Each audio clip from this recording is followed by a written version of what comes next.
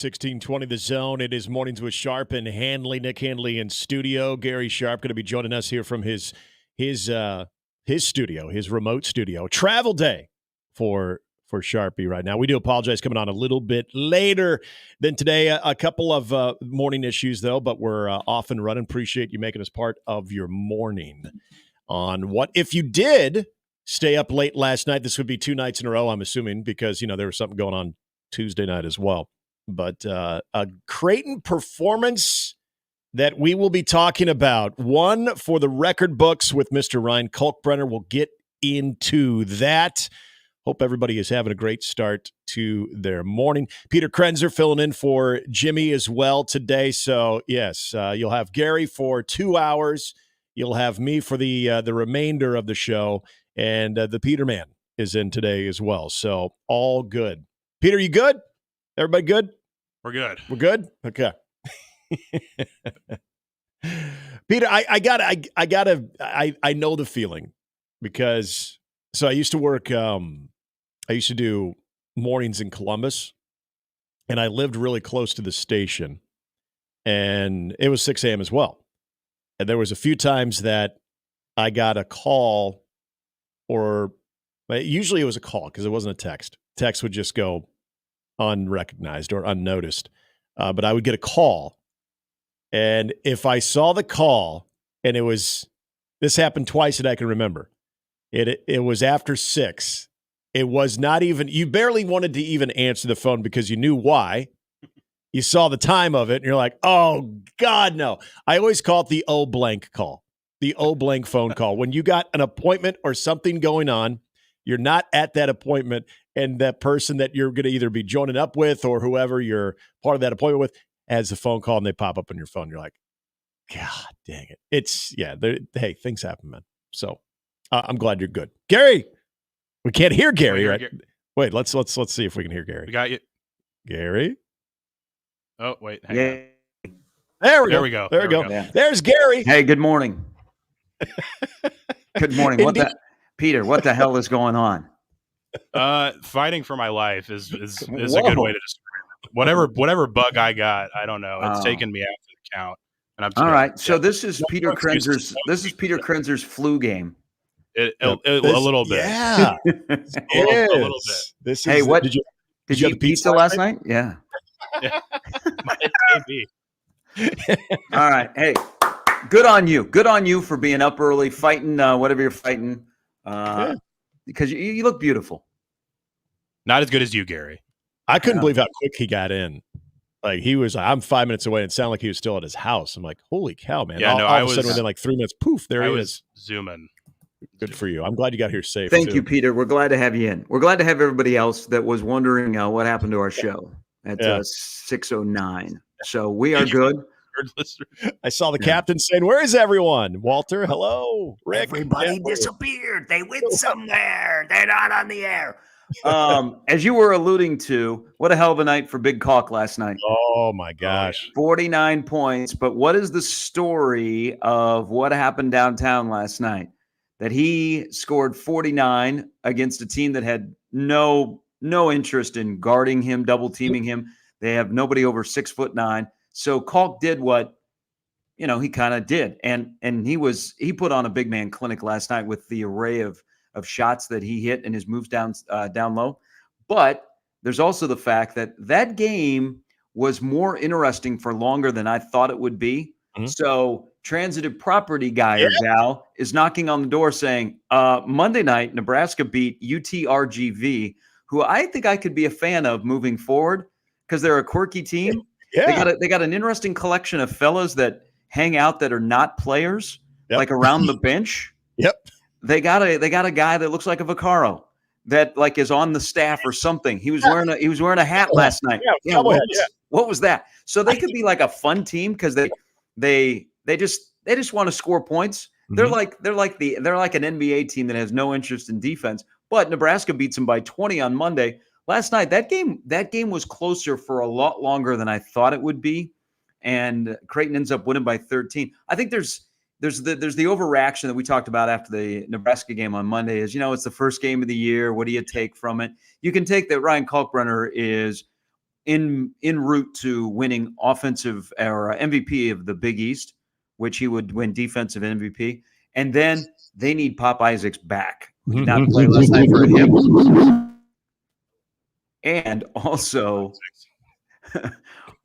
the fact Creighton's got some defensive work that they got to take care of. That game, if a guy scores 49 and you only win by 13, Right. 49 and then 25 with Ashworth. Okay, so you mentioned the transitive properties.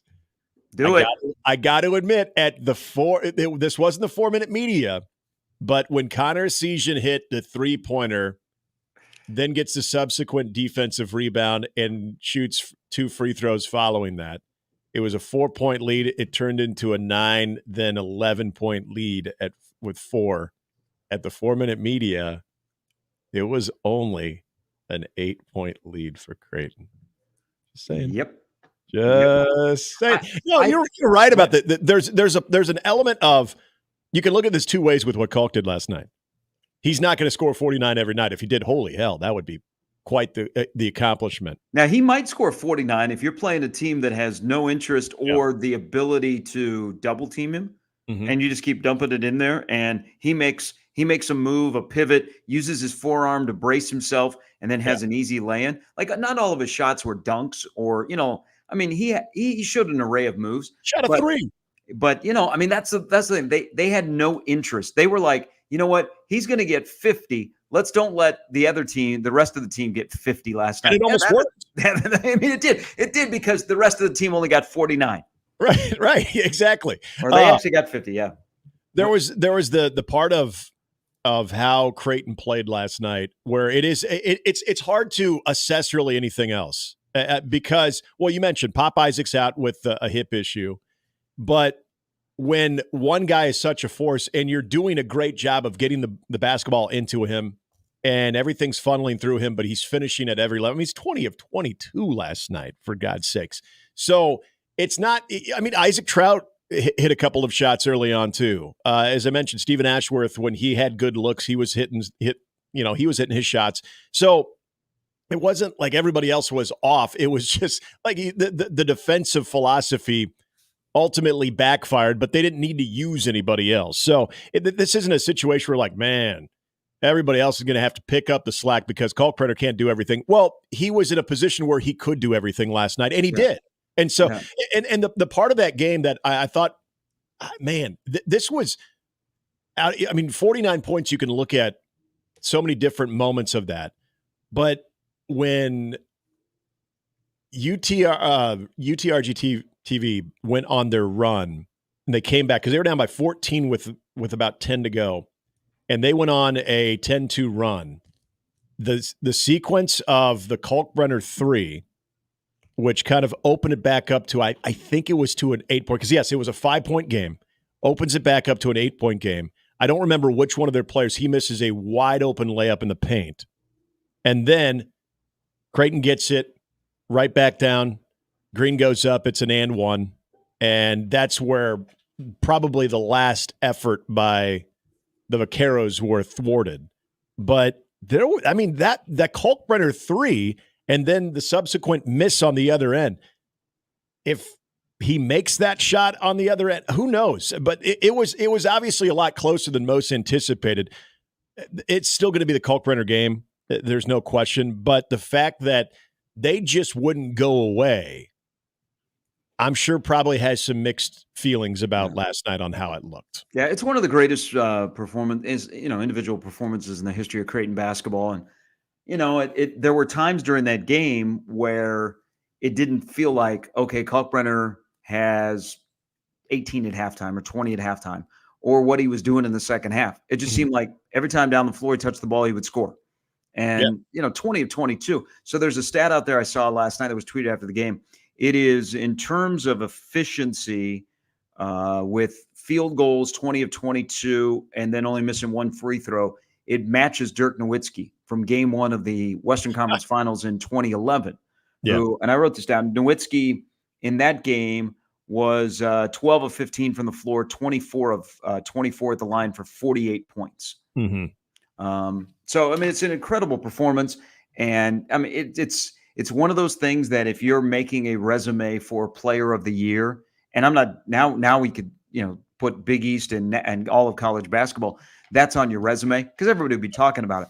But I think there's some things to talk about that, Creighton hasn't in their 3 games, their close scrimmage with Iowa State, their exhibition against Purdue, and then last night, their defense is a problem. But I'll give Mac the benefit of the doubt that they have become a pretty good defensive team. It's not all let it fly, but they got to get that fixed quick. I worry, though, so Ashworth scoring 25, as you alluded to, Nick, I think another key thing is when your best ball handler is one of your best free throw shooters, that is money in the bank. He was 17 of 17, but they didn't have Pop Isaacs. We think Fedor, if he gets eligible, will be a contributor on offense. They got to find some other scores, man. They got to, because Jason Green, 1 field goal attempt. Yeah. Mason Miller takes 3 threes, doesn't hit any of them. You need Pop Isaacs back. From the simple fact is you got to be able to guard other guards. You can't have Jason Green chasing around a 6-foot guard out there. So, last night was kind of, let's just win the game. If this is going to be tight and you're like, oh, geez, they're not going away. They play this style, which is very unorthodox, that if I'm a low to mid major and I'm playing a high major like Creighton, that's the style to play to try and pull an upset.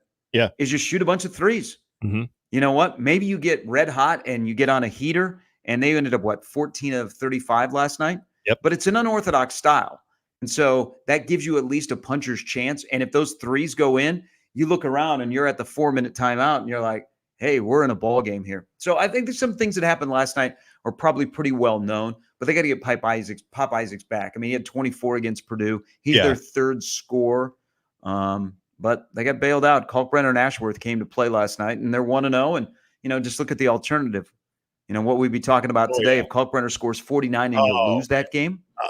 Absolutely. I mean, that would have thrown the biggest wet blanket over one of the greatest performances that we would ever have seen out of a Creighton player. I don't know about you. I wasn't around when the 51 was hit. So, but I want to get your thoughts on this. Okay, now there's 2 numbers that stand out to me that I'm chalking up as style of play from UTRGV, but also setting up as early season type issues when you're pressed a little bit. But the amount of turnovers for Creighton, 15 now, a lot of points off of turnovers in that one for the Vaqueros.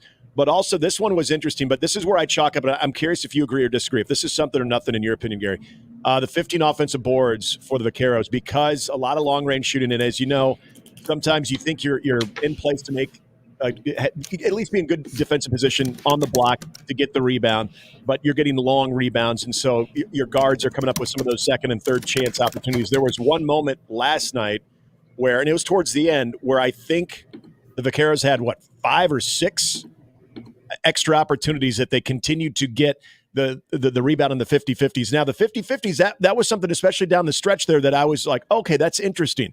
And then I immediately wanted to see what the offensive rebounds were after the game. When I saw 15, I thought, okay, that's a lot, but there were a lot of the long offensive rebounds that were going to guards where I'm sure if I went back on it, the Creighton was in position near the block. You just had some of those inconsistent moments there. So that's something. And then also, when I look at certain roles on this team, again, we are literally talking about the first game of the season. And we are also talking about a team that did not have one of their main contributors of this 24-25 season in Pop Isaacs. So things will be a little bit different, will look a little bit different.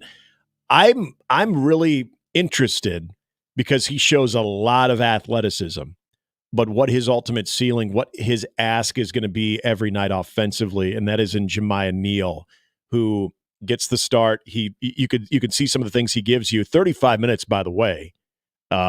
He was the second leader with most minutes played for Creighton last night. So he's on the floor all the time. Good defensive player. He got 6 last night, but in a couple of those moments where he's getting himself either into the paint, had the and one opportunity as well. A lot of good body control. He's an athlete, and he's someone that I'm definitely keeping my eye on as far as what he can contribute. But as we got Gary back, Gary, I was bringing up what your thoughts are going to be, because again, we're literally talking about the first game. Creighton, but just his athletic presence, I think, is going to be interesting. I'm just curious what his offensive ceiling is going to be with Jamiah Neil, because Jamiah Neil, there's things he does from an athletic standpoint that to me stood out last night. 6 points. And again, I think a lot of what the point output last night for many players is skewed because of what Culkbrener did. I'm just curious what his offensive ceiling will be in this offense. Neil's, that is.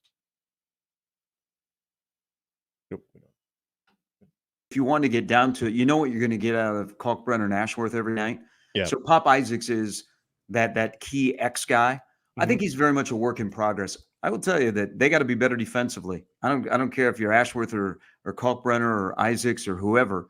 They just weren't very physical. I worry that when they start to get into, teams that are built like Creighton, physical guards are going to cause them issues on both ends of the floor.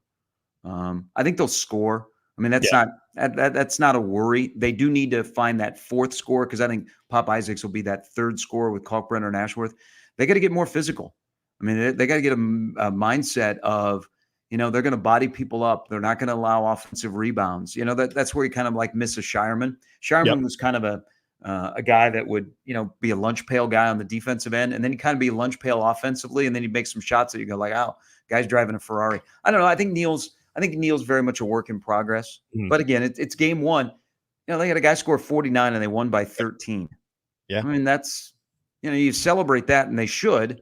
But you got to go, man, we gave up 86 points, and that's, what was it? Purdue, they gave up 80. So they were 87, 86, and 86, or 83, 87, and 86 in the first three games. Yep. And I give Mac the benefit of the doubt, because one thing that has kind of elevated Creighton over the last couple of years is they took very much a focus on the defensive end, where they're not just, hey, we're third in KenPom in offense, but we're 228th in defense. I mean, those metrics are a lot closer than they, usually like you're 10th in offense and maybe you're 20th in defense. Yeah. So I think they'll fix that. They won a game. That's like everybody that plays on opening night. I mean, look at Villanova. Yeah, you could be Villanova. I mean, Neptune is no longer a planet. It's a guy that is on a blazing hot seat. This is okay. I want to ask you about the defense again too, because Nick Boss said this during the broadcast last night, and we remember this a year ago. And this was, and good on you to bring up Baylor Shireman in this too. Baylor Shireman, who was someone who I don't even remember in his career at Creighton if he was ever in foul trouble. He was always someone that was defensively, he was sound, but he didn't take any major risks that would put him in a position to where he'd be in foul trouble. And we heard that part of the Creighton philosophy last night. Nick Ball brought it up of, this is a team that doesn't take a lot of chances. They're not going to try to get into a lot of passing lanes that much. They're going to play you straight up, and they're going to stick to their principles. If this is a team that takes a step forward defensively, do they need to be, I don't want to say they're not aggressive, because I think they are, but do they need to take more chances, more gambles defensively if they are going to take another step forward defensively?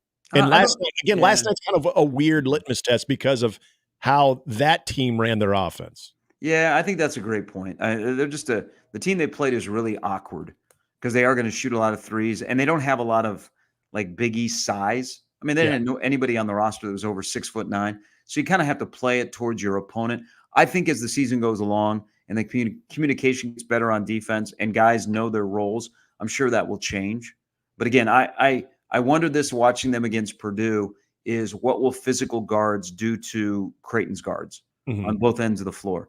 But for right now, like Ashworth scoring 25, it's an interesting development if Ashworth is a bona fide, 20-point scorer a game, 17-point scorer of the game. Yeah. Because he's got a lot more confidence to put the ball on the floor and get downhill, that they're going to foul him. And if you're 17 of 17 in the line, if your top ball handler is one of your best free throw shooters, that is money in the last 4 minutes of tight games. Yeah, and he was just his overall on-court command too. You can tell he's an older guy. I mean, he is, and he plays. There was a benefit last night of playing that team when things were, a little bit of a inching towards attention convention. Yeah. You have a couple of older guys that are like, nah, we're going to make plays. Yeah. Real quickly, and again, there's a lot of historical reference to Culkbrenner's night last night. People are mentioning Bob Hortman. Well, how about Bill Walton?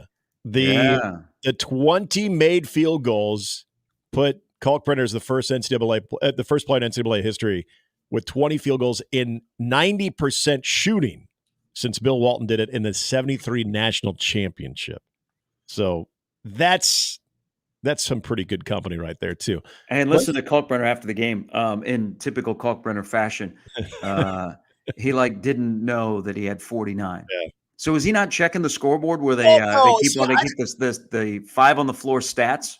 I don't buy that because didn't he wonder why the hell inside 1 minute that Mac was saying, get him the ball because he's a bucket away from tying the single game scoring mark, and maybe even another 3 could have been 2 of 2 beyond the arc that he would have been able to break it. Let's be honest. He could have scored 60 last night. Yeah. I mean, there were times where he did not touch the ball, or if he touched the ball, he got rid of it. Against that team who had no interest in guarding him, he could have scored 60. Yep. And ironically, as you look at some of the Big East scoring marks, some of the best ones, we remember Marquette and the Howard game, 2019, against Creighton, by the way. Howard, who had 53 and 52, by the way. One of those games was against Creighton. But Culkbrener, now the 5th highest single-game point output that he did last night. He's the second most by a player in a season opener in the past 25 years. That honor goes to Ronte Clark over Alcorn State when he played for Arkansas. That was back in 2009. The Bob Portman's 51, that's what he was chasing within the school mark. Mentioned the 20 made field goals in the 90%. That is incredible. You got to go all the way back to 73 national championship game. 20 made field goals, also tying the single game Big East record, going all the way back to 2011. And then the 91% shooting percentage from the field was the highest field goal percentage in a 45-point game by any Division I player in the past 25 seasons that attempted 20 or more shots. So there's going to be a lot of reflection on this. And it is. The crazy thing about this game is, or his performance, it's awesome. I mean, my gosh, especially for the people who are at the game, you're witnessing that. And even in a game that, yes, by the final 2 minutes, it was over, but you're wondering, can he break history? And can he break the all-time single-game scoring record right there? But you are left with, okay, if you cut his point total in half, what does this game look like? Who steps up? And I know that's almost that's almost kind of a meaningless exercise because they literally could not defend him. Even when they tried to double team him late in the game, which it took them forever to try to do that, it didn't matter. This is one thing about his game, Gary, and it's funny we bring up Bill Walton in 73. There is always those John Woodenisms, and I remember the one that he said of be quick but not in a hurry. When he gets it on the block, Ryan Culkbrener is quick, but he never seems like he's in a hurry. He never seems rushed. When he's off his game and when he's up against a legitimate big man, you tend to see that a little bit. Last night, he was decisive with which way he was going to go with the basketball, whether with the left or the right, but he never seemed to be in a hurry. And immediately I thought of that John Wooden saying of be quick, but don't be in a hurry. There's a lot of little things, and I'm really looking for the Kansas game. I can't wait to see. I can't wait to see him against Hunter Dickinson because the big question about him this year is, was he going to go from a defensive player of the year type of guy that just has a very larger than life paint presence around the rim, is going to alter every shot and is going to really change how teams want to attack Creighton defensively, to a guy that can take that defense also to the offensive end and be an unstoppable force? And there's little things in his game that I think you saw hints of last night where he was extremely decisive, but he never seemed like he was out of sorts. Now, again, when you're going up against a team like that can't really match up defensively with you, it's probably easier to do that. But as the competition ramps up, and boy, does it ever for Creighton, how will he look in that? I think is going to be really fascinating to watch. Yeah, when you don't have somebody that can match up with him, he's a pain in the butt. But the one thing, as you've watched his game grow, and he wasn't, they've really developed him. I mean, Creighton's got a history of developing big men, but you look at him, he very rarely, when he gets the ball down low, is out of position.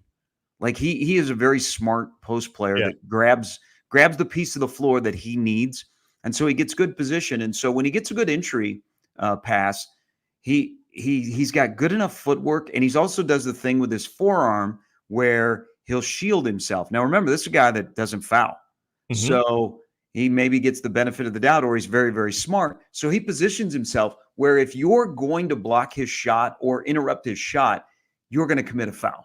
So for people that are post players, he's one to use as an example because he is very crafty down there. And, of course, he has expanded his game over the last couple of years. I've got some unofficial first 2 days or 3 days of college basketball Big East MVP rankings. Would you like them? Okay, yeah, I do already. Gosh. All right. So Ryan Culkbrener is number 1. Eric Dixon is number 2. Cam Jones and Marquette is number 3. Talk amongst yourself. That is after 3 days of college basketball in the Big East. Those are my 3 power rankings of the top 3 MVP guys. Because, by the way, so Culkbrener needed to score 49 for Creighton to score 99 as a team and win by 13. Eric Dixon won, as I was watching the Villanova game last night. And that's, man, if Scott Drew's phone did not ring from a Philadelphia area code last night, what are we doing here? Yeah. At one point, Eric Dixon had 33 points for Villanova. The rest of Villanova had 31. That's a horrible loss. Yeah, them losing to Columbia as a 17.5-point favorite to begin the year in a year where your head coach is already on the hot seat because Jay Wright got out at the right time, handed you a program, and now you're the laughingstock of the Big East, and you lose that game at home? Yep. Wow. And it was fast too. The transition from the Jay Wright team to Kyle Neptune and having his fingerprints on it was fast. As far as, you think there would be maybe a couple of years of a holdover where it would still look somewhat like the talent that they recruited, but I mean, Creighton basketball has eclipsed Villanova. Yes, I totally agree. That should not be happening. There are national championship banners at Villanova. That should not be happening. Creighton has passed them. Other schools in this conference have passed them. You know what? If I'm a Villanova fan, and we just said don't overreact to one game, not in this case, is this situation, you almost, I think, at Villanova want a Louisville-type meltdown season where you can already start working on who your next coach is going to be. Maybe it'll be a Scott Drew or a Ryan Odom who's at VCU, who has a connection to the East Coast. But, man, that is going to be one of the worst losses of the season because your ass is on the line. It's a hot seat already. You lost to Columbia. I don't know if you know this or not, Nick. Columbia is not on the first couple of pages of any preview magazine in college basketball. Nope. You gotta go through all the pages to get to the back to find the Ivy League, and then you got to probably turn a couple of pages to find where Columbia is. Yeah. By the way, do we know now with the UT RGV effect what that Nebraska Creighton line is going to be?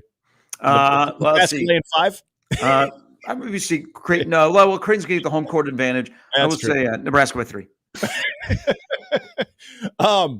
The Villanova job, and see, this is I'm with you on how this needs to play out because it was funny. We were talking about Oklahoma State yesterday and Mike Gundy, that if you continue to assume that guy is going to have the answers, I think you diminish that job a little bit. Now, I don't think anybody is ever going to look at Villanova, at least in the next 2 years, regardless of how far they sink, and be like, it's not the same type of job it was when Jay Wright left it.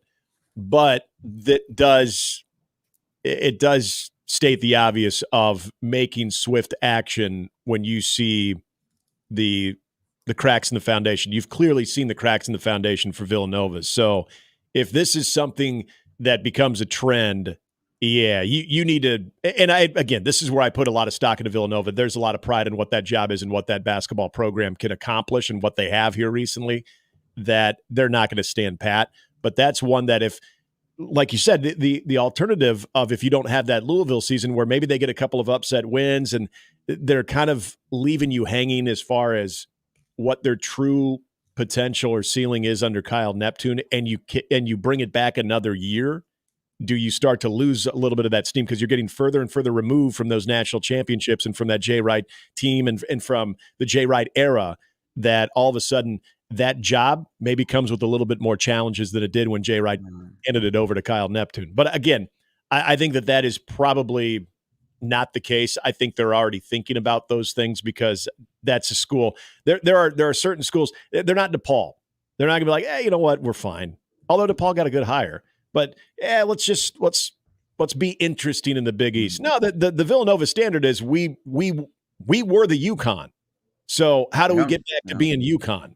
And and you're right about Creighton. Creighton, they're a winner. Creighton's a winner, and you can't really say that about Villanova right now. And last night was obviously a very good example of that. Peter, I got to ask: Are we? Do we have to take another break? Or we're good to the top of the hour? We're back on track. Okay, so we're good on the top of the hour. All right, just making sure. How you doing over there, by the way? Okay. As he coughs into his sleeve. Try my best. Peter is John Wayning this thing. So God love you, man. I was curious because Austin and I weren't even aware of it on shoot around last night before the game. When did they rule Pop Isaacs out? It was shortly before. I thought I saw John Walker put something out. It wasn't hours, but maybe closer to an hour or so before tip-off. And it was being, and now correct me if I'm wrong, Gary, it was being disclosed as a hip issue. Yes. So he was fine last week. I don't know. I did not see Mac's response to the question that was asked afterwards. He had his hip worked on in the offseason. I'm not sure if it's the same one, but it did not seem like there were, people were really, really concerned. But I think it was a new development because he was fine last week. Yeah. Yeah. It took everybody off. Neither of us were aware. And then we got out a shoot around. And then one of the first notes Gary Bishop makes is Pop Isaacs isn't suiting up tonight. And we're like, oh, that's news to us. And hope you didn't take his player prop. It was disgusting. That's why John was pissed off. His player prop for points was like 19. Oh, which would have been a good night for that. I think he would have fared very well. They've got to find the fifth consecutive consistent score. They've got 3 scores. When he's on the floor, he's going to score for them. Oh yeah. And that's one of the reasons I asked about Jamiah Neil. Watching his athleticism, he intrigues me. He definitely intrigues me. Now, I thought Isaac Trout, when he got the shots off that he got, he was effective coming off the bench there. McAndrew's minutes were limited last night, but there's another guy that you wonder how he develops throughout the season. But Gary, you brought up one guy that when I look at the box score and I see 0 in 27 minutes is Mason Miller. Now, how much of that last night was the offense that was going through Culkbrener not coming back out because it didn't need to, and how much more assertive does Mason Miller need to be in the offense? Again, this is all one game thing, and we unlike Neil in this offense, and even Isaac Trout to an extent, or especially Jackson McAndrew, we know what Mason Miller can bring you. We know what he can give you, whether he's in a starting role or he's coming off the bench, of what he can do. Do we? I think so, right? I think we do. I mean, he's good. Are the expectations too high for him? Or I don't know. Maybe the expectations are, if you could give us a couple of made field goals. Because what has he done during his career at Creighton that makes you think, well, he's the bona fide fourth scorer? Had 17 against Central Michigan, looked good against UNLV when everybody else didn't?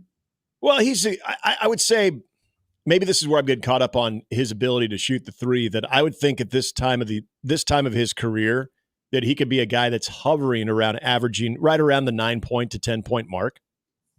And I don't think that's too lofty. I think he's a guy that's got to hit some threes for you. Okay. Yeah. I think at a minimum each night that he's giving you a couple of those buckets. And then then we start looking at the ceiling of it. I think he's a guy that he can flirt with 20 if he's on one. Oh, I don't think so. There's nothing that I've seen in his career at Creighton that says, man, that guy's going to walk off the bench. He's going to be in the lineup. He's going to hit 20. I think the ideal night for a Mason Miller is kind of what he did against Akron in the NCAA tournament. He played about 25 minutes, hit a couple of hit 3 threes. I think he had 10 in the game. Got a few rebounds, but the Akron game last year, the NCAA tournament might be a ceiling. Okay. But you need that every night. You can't have nights where he takes 3 threes and misses all 3 threes like he did last night. Yeah. And then you coincide with on a night where you don't have one of your shooters in the lineup, coincides with Jason Green was kind of a little disappointed. Got his first start last night. Wasn't much of a factor. Yeah. I know that he'll be a factor. I thought that would be an ideal situation last night for him. And he had one field goal attempt and 4 points, I think was the final box score. Yeah, and a fully healthy Jason Green going into the season too, I think it should be an exciting prospect for Creighton. Just wasn't much of a presence last night, but again, it was a huge presence by the preseason Big East Player of the Year. Coming up on the show, I do want to give you our guest lineup, which is brought to you by the Roofery's John Higgins Weather Guard. We do have Sarah Baker Hansen coming up from the Flatwater Free Press and SarahBakerHansen.com. Also going to be talking to Sip. Nick Athen, Chiefs Insider, will be joining us at 9, and also the weekend plays, Brian Edwards, Vegas Insider. Again, our lineup brought to you by the Roofery's at John Higgins Weather Guard. We will also be getting a little bit more into some of the Nebraska bye week conversation. There was something that was brought up yesterday that I want to get into in the 7 o'clock hour that we didn't maybe hit on as much, as far as not necessarily the Hogerson element of this, but some things that were said on Monday by Matt Rule when it came to the current roster and what the roster going forward could look like. Because Gary, and you brought it up a couple of times in the last 48 hours of we're not going to chase anybody on the roster. He also said something after that was kind of interesting, that I'm curious the overall tone that the head man has with that current roster. If you want to get in touch with the show, the 42 Degree hotline is always open for you. The source, 402-951-1620, 42 degrees by your mom's house. We will get to Andrew on the other side of the break. Also, you can hit us up on the JTech Construction Zone Twitter feed, on X at Gary Sharp 1620, at Nick Hanley 1620, or the Equitable Bank inbox where they take banking personally.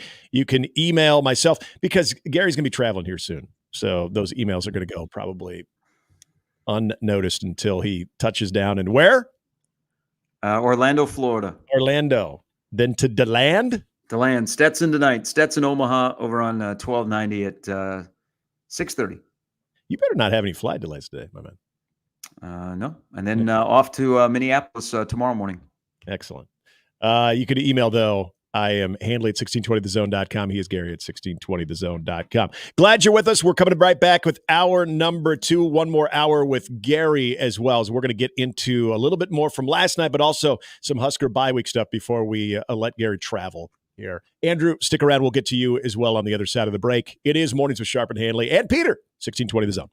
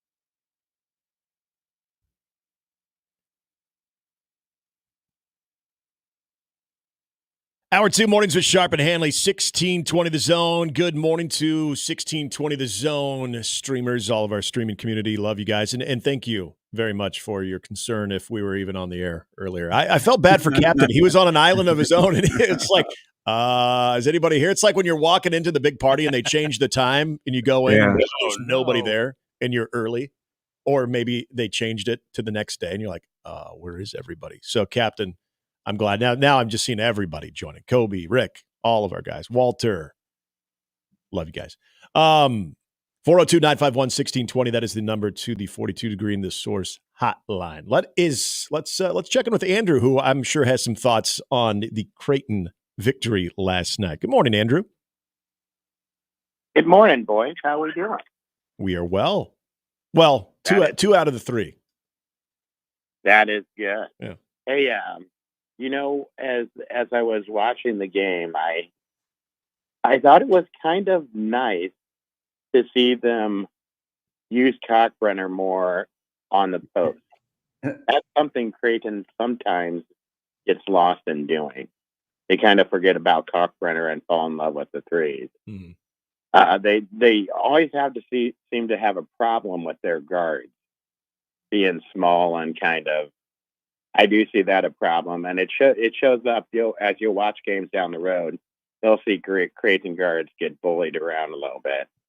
And besides that, I mean, it's an early game, and we'll see what happens. But I don't know if Jason Green is a starter. I think he's more of a bench guy. But I think everything will be good, and they'll be in the Sweet 16, and life will be wonderful. Because, Andrew, I got to admit, I'm detecting a little bit of somberness after a 49-point output by the big guy.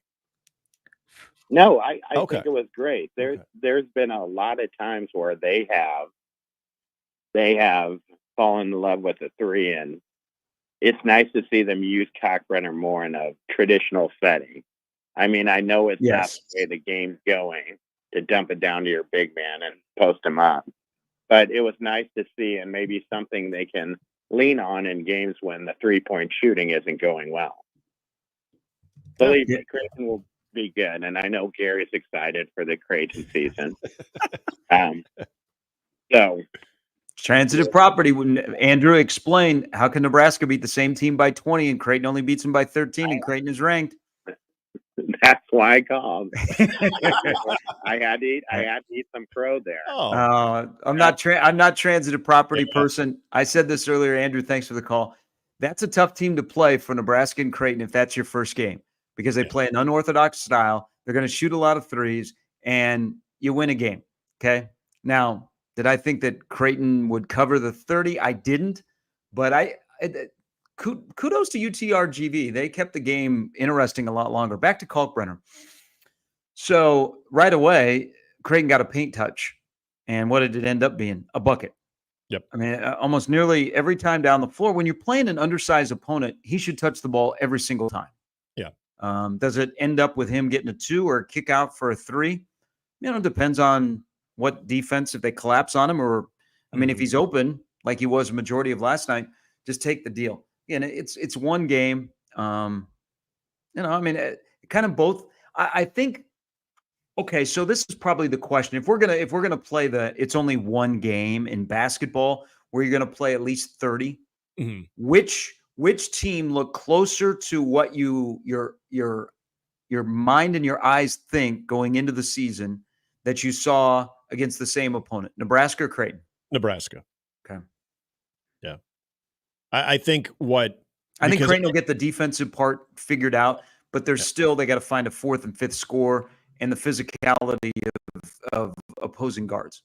Yeah. And I already thought that after the Purdue game. So, well, you brought up this yesterday. And so I want to know if this was a result of that, because I think Andrew's right. There were moments in certain games last year where Culk would be a huge impact early on with paint touches, and then all of a sudden they'd go away from that, or vice versa. First half would be non-existent as far as paint touches, and then he would become a factor. And a lot of this, now that I'm kind of jogging my memory, it was more second half presence where you'd see a lot more paint touches. But you also had Baylor Shireman, who could score in so many different ways, too. You brought up, we will notice the absence of Baylor Shireman throughout this season. Could we say two factors last night? The fact that UTRGV could not guard Ryan Culkbrener, and obviously Mac is a very smart guy, and I think the guys, especially Stephen Ashworth, being a veteran guy, understands that they cannot have one trip down the floor where he's not touching the ball, especially the way they're defending him. But also the fact that you didn't have a guy like Baylor Shireman, who you also get involved in the offense, that is going to be able to create, and sometimes that limits the touches of what you're getting from the big man inside. Yeah, you had 4 scores last year. Mm-hmm. You had 4 bona fide scores that you put on the floor to start the game. Yep. And last night you had 2 scores. Mm-hmm. Yep. And you're going to have for sure 3. That's the thing in the non-con, is to find that 4th consistent player. Andrew's point about Jason Green coming off the bench, I think Jason Green is on a nice trajectory. Maybe off the bench for him right now is the ideal role. Mm-hmm. But I don't worry about him. I just think he's got to be more aggressive. I didn't think he'd only shoot the ball once last night. But again, both Nebraska and Creighton are 1-0, and we can play transitive property in the stream. I want to switch over to some bye-week football. As people do know, we are not transitive property folks here. It's just fun to talk about it, though, especially when it involved Nebraska, and it was a 48-hour turnaround between Nebraska on Monday and Creighton on Wednesday, the same team. Hey, they got 2 nice paychecks. I think they made $195K. From the state of Nebraska? From the state of Nebraska? Yeah. And now I think they play at Wisconsin. Yes. I think they did say that. So I think they're getting $100,000 from Wisconsin. Man. God, look at that athletic department there in Rio Grande Valley. They are flourishing. Holy hell. You're someone who will see a tweet sometimes, and even if it's cryptic, you can read between the lines. You can take its meaning for what your heart tells you, right? I would say you're intuitive that way, right? Okay. Yeah. Where is this going? Did you see Miller Moss's mom's tweet? No. What is well, first of all, does she have a profile? She does. Southern California mom? Yeah. She does. Well, I'll read the tweet for you, but hold on. When is this tweet recent? Yeah. Because I'm on his Twitter account, and the last time he tweeted was September 16th. Yeah, no, this is his mom. Oh, it's his mom. My bad. Yeah. His mom tweeted out Emily Kovner-Moss. Kovner, I don't know if I'm saying that right. But she put out a very famous quote, and very time appropriate, because we just got done with an election of Dwight Eisenhower. Oh God. And it's a quote that says, "The search for a scapegoat is the easiest of all hunting expeditions." That from Dwight D. Eisenhower, Ike, with the original quote, but Emily Kovner-Moss finding it very appropriate about her son's benching. They're getting ready for the big USC Nebraska showdown next week, as Miller Moss will not be the starting quarterback. And then there was Lincoln Riley speaking about such a decision yesterday. Gary, he's feeling it. Very defensive about it. All of a sudden having to remind folks his expertise at that particular position as well. Now you got a mom weighing in on this too. That's okay. I mean, I'm fine with mom going to bat for her son. Yeah, but does she know the history of Lincoln Riley? So, quarterback whisperer. Mm-hmm. He made the decision to sit Spencer Rattler and insert Caleb Williams. That's true. That is true. The jury's still out on Caleb Williams, although one of those guys won a Heisman and the other didn't, as far as what they're going to be in the NFL. But yes, if we're talking college, probably considered to be the right move, wouldn't you say? Yes. So here, actually, all of a sudden, a game that has 2 teams that are combined 9-9 and are coming off a bye week has got a lot of intrigue next Saturday, because you have Matt Rule, who delivered a message on what he said on Monday did on Tuesday and whatever is going to happen leading up to the USC game. Remember, Nebraska's got to win a game to become bowl eligible. USC's got to win 2 of 3. Lincoln Riley, who has lost 10 of his last 16 games, and the heat is on. I don't think he's going to get fired this year. But people are like, you know what? I understand the transition to the Big Ten, but it shouldn't be this difficult. They can't win close games. He makes a change at quarterback. I actually think that the switch out at quarterbacks with Maeva is more difficult for Nebraska, because what are they going to do? Is they're going to run a lot more RPO. Nebraska really hasn't seen much RPO, and when they saw an abundance of it, they really struggled against Indiana. So actually, if you're Nebraska, you're like, man, Miller Moss, you look great. You should stay in the game. I agree with Emily. You know what? Your son should stay in the game. There should be no scapegoat. Let's go out there and let's all hunt some big game victories. But USC making a quarterback change actually is probably a little bit more difficult for Nebraska on what they're going to have to scheme against, considering what their strengths and weaknesses are. But listen, his feet are on the fire. They're getting towards the end of the year. He's got to figure out what 2025 looks like. That's the transition of some of these teams, the teams that are getting ready to go into the playoff, compared to the Nebraskas and the USCs that we just got to get 1. We got to get 2. We got to get to a bowl game. We got to continue the season so we get practices. But we need to start evaluating our roster now, because there is no downtime. Like right when the regular season is over, that portal is going to open. You got guys on your roster that you have to make a decision on. You got guys that are going to be out there. Are you going to pursue them? You got high school guys that maybe you can flip, or you have to hold on to, i.e. Nebraska traveling down to Texas to see Malcolm Simpson to try and keep him in the fold. I don't know. It's that weird last month where you got to win football games, but then you got to start thinking about the next year. And I think that's kind of what Lincoln Riley is doing to see, okay, who is our quarterback? Because we need to make a decision on our quarterback going into 25. And if we lose one guy, that's what happens in the portal. I mean, does anybody think like if a Miller Moss, Nick, went into the portal, he'd be the 2025 version of Cam Ward or Dylan Gabriel, which everybody this offseason that needs a quarterback is going to look for. They're going to go, who is the next? Who is the next Cam Ward out there in the portal? Miller Moss, probably a comparison to Kyle McCord. I agree with you. Yeah, and I think the Maeva thing, I agree with you on. This is a bigger challenge for Nebraska, not only to what Maeva brings in with the running element, and the RPO element that's given Nebraska issues as well. This is an interesting question, and I think this decision is made regardless, but you know how important it is to get this victory against Nebraska, to get to 5 wins, because you still have UCLA looming. And I know, hey, take it from us. Don't just assume UCLA is going to be a victory. But then you have Notre Dame. And I don't think anybody feels confident that USC is going to beat Notre Dame.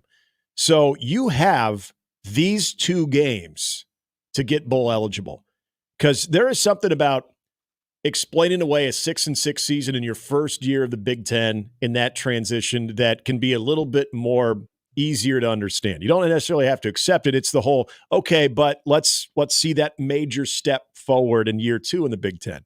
But something about not making a bowl game, especially the way this USC team started out, this game is huge for USC. Hey, it's big for Nebraska. Don't get me wrong. Nebraska's got their own issues that they're working through.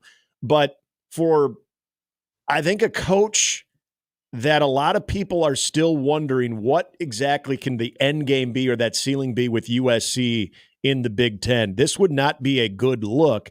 And I go back to, if this decision is made, if, say, USC is already at 7 wins. Well, if they're at 7 wins, they're probably getting a little bit more stability out of the quarterback position in Miller Moss, so they probably don't have to make that decision. There's an element, Gary, in my opinion, of desperation with the Maeva switch, but desperation is going to have a negative connotation. In this case, I don't think it should.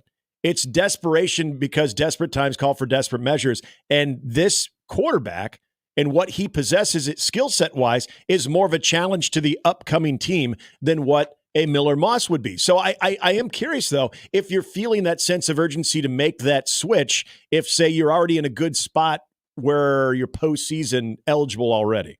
Oh, absolutely not.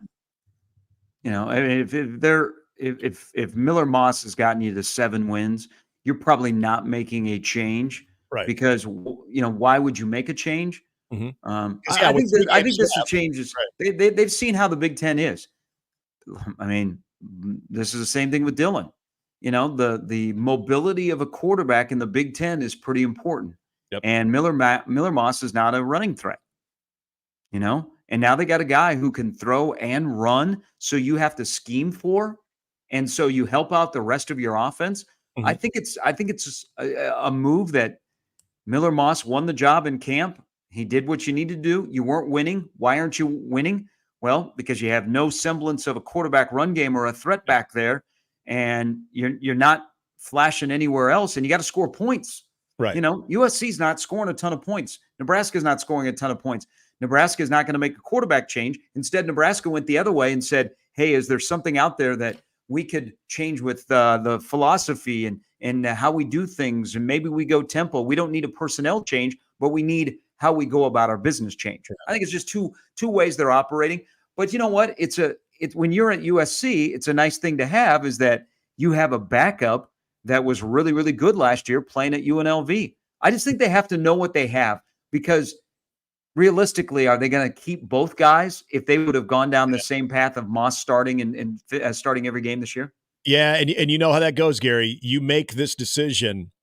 It's hard to some extent to go back to Miller Moss. It's hard to an extent, and this is all about how Lincoln Riley's communicating this with his entire quarterback room. So not being there, I'm not really sure the overall buy-in. All I know is you got a disgruntled parent who has no problem putting that out there on Twitter, and that's fine. I'm with you. I mean, you're a parent, you're sticking up for your kid. That's fine. But it seems like she's not probably putting that out there unless her son was also taken back a little bit by this decision, or at least taken off guard by this decision a little bit, that if, let's say, Maeva is a disaster, let's say, okay, well, man, it's not clicking, and you need to go back to Miller Moss. Obviously, you're a professional. You're gonna finish out the season, but what's your big picture view of your place in that offense at that school as well? You know, that's a tough one. So you make this decision, and I understand why you're doing it if you're Lincoln Riley. But if it doesn't work out, now this is the good thing about Lincoln Riley if you're a USC fan. The guy has a lot of quarterbacks that I think want to play for him. So whether it's through the transfer portal or just recruiting and developing, you're going to have that option. But as far as your current guy in Miller Moss, you make this move. If it doesn't work out, yeah, sure, you can go back to him. He'll finish out the season if need be, if that's the scenario that plays out. But is he going to be fully bought into coming back the following year? Yeah, I think it just shows, you know, and for when at the quarterback position, I trust Lincoln Riley. Again, he benched Spencer Rattler, went to Caleb Williams. We know how that all worked out. We're in a stretch of the way defenses play, and I think a climate of college football and football in general is the pocket passing quarterback isn't going to have a long lifespan.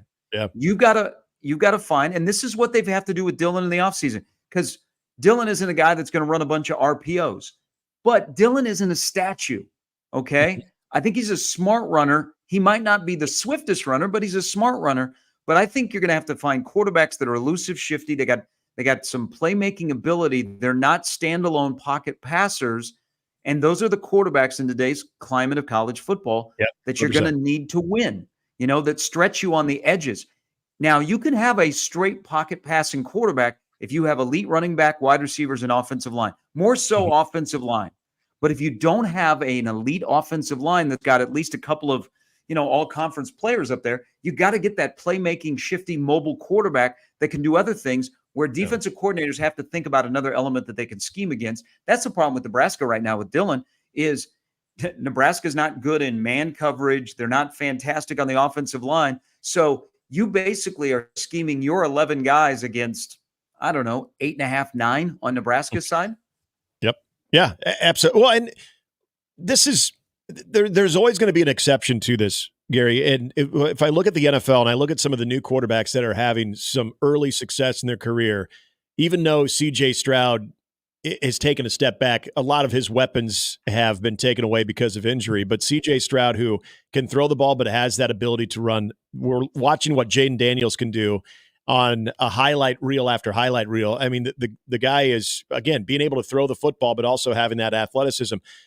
Lamar Jackson, everybody already knows about that. Josh Allen has that ability. And so, but going back to your point about smart running, and because the comparison's always made to Dylan Raiola as far as their appearance in Patrick Mahomes. Patrick Mahomes is not the fleetest of feet, but just like how I'd consider Aaron Rodgers, a guy that when he has to tuck it is a smart runner, a guy that understands that he doesn't have the same type of 40 time as a Lamar Jackson or a CJ Stroud. But you know what? When there is space available and everything else breaks down, he can still move it up the field. You have to at least have that type of element. There was that day where, I mean, even to an extent, maybe you would disagree with this, but can't we even say Jared Goff has a little bit of that in him too? He's not a great athlete. He's more of a statue, but he can move a little bit. There's that athleticism that always has to accompany every quarterback. The days of the Tom Brady and the Peyton Manning are over, because if you do not have at least that little thread that you could take off at some point, even if it is for a gain of 6 or 7 yards, so you're living a third down in manageable as opposed to a third down in 12 because you can't move, it's a huge advantage. The statistics would back that up. So I watched that Michigan game when USC played Michigan. I was more impressed with Miller Moss's his pocket presence, and he was making a lot of big-time throws. I don't remember, and maybe I'm forgetting a moment or two, I don't think he would ever tuck it and take off at all. So I don't think that's any part of his game. Not even, he just hasn't gone to it. I just don't really remember when he's actually gone that way. So the evaluating the position, can Maeva, can he chuck the ball the way that Miller Moss can? I don't know. But having that threat and what we've seen with Nebraska, as you pointed out, the RPO game, what Garbers was able to do with UCLA is on top of what Curtis Rourke and Taven Jackson could do. That is a matchup problem. I mean, at the end of the day, this is something that you don't have a lot of film on Maeva, especially in this offense. And what element he's going to bring. This does create a lot more of a challenge for the Nebraska defense. So on the whole, if we're just looking at it from the matchup standpoint, and we'll do a lot more of that next week as we get into the game, this is something that is probably going to give a lot of extra attention to. So, it's kind of like and we used Rourke because they ran the RPO.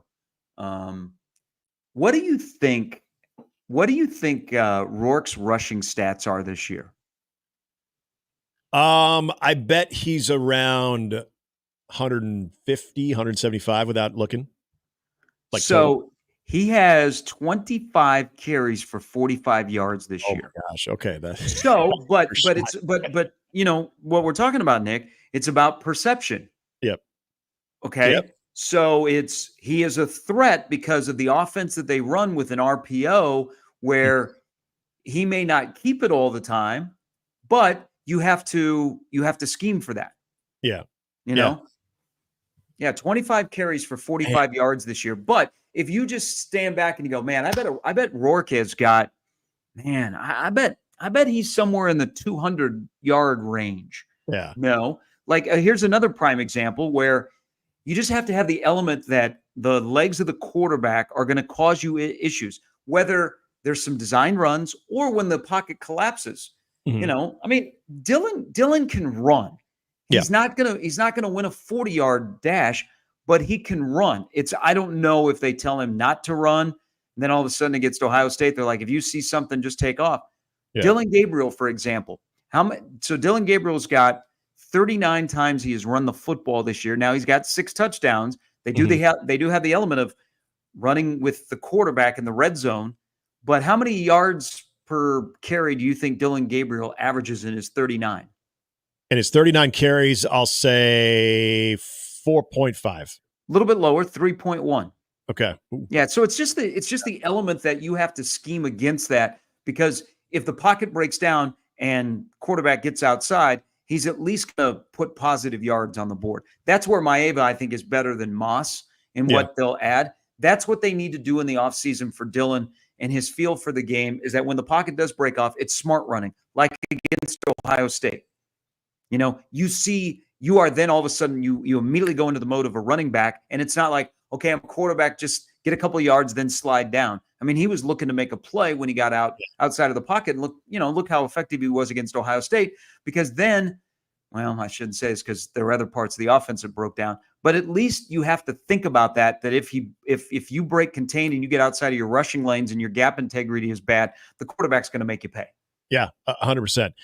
Before we hit a break, Gary, I want to read this email from Iowa JD, and obviously this is a very sad email, so I want to be prepared for this. But this comes from Iowa JD, and this is in the Nebraska softball circles.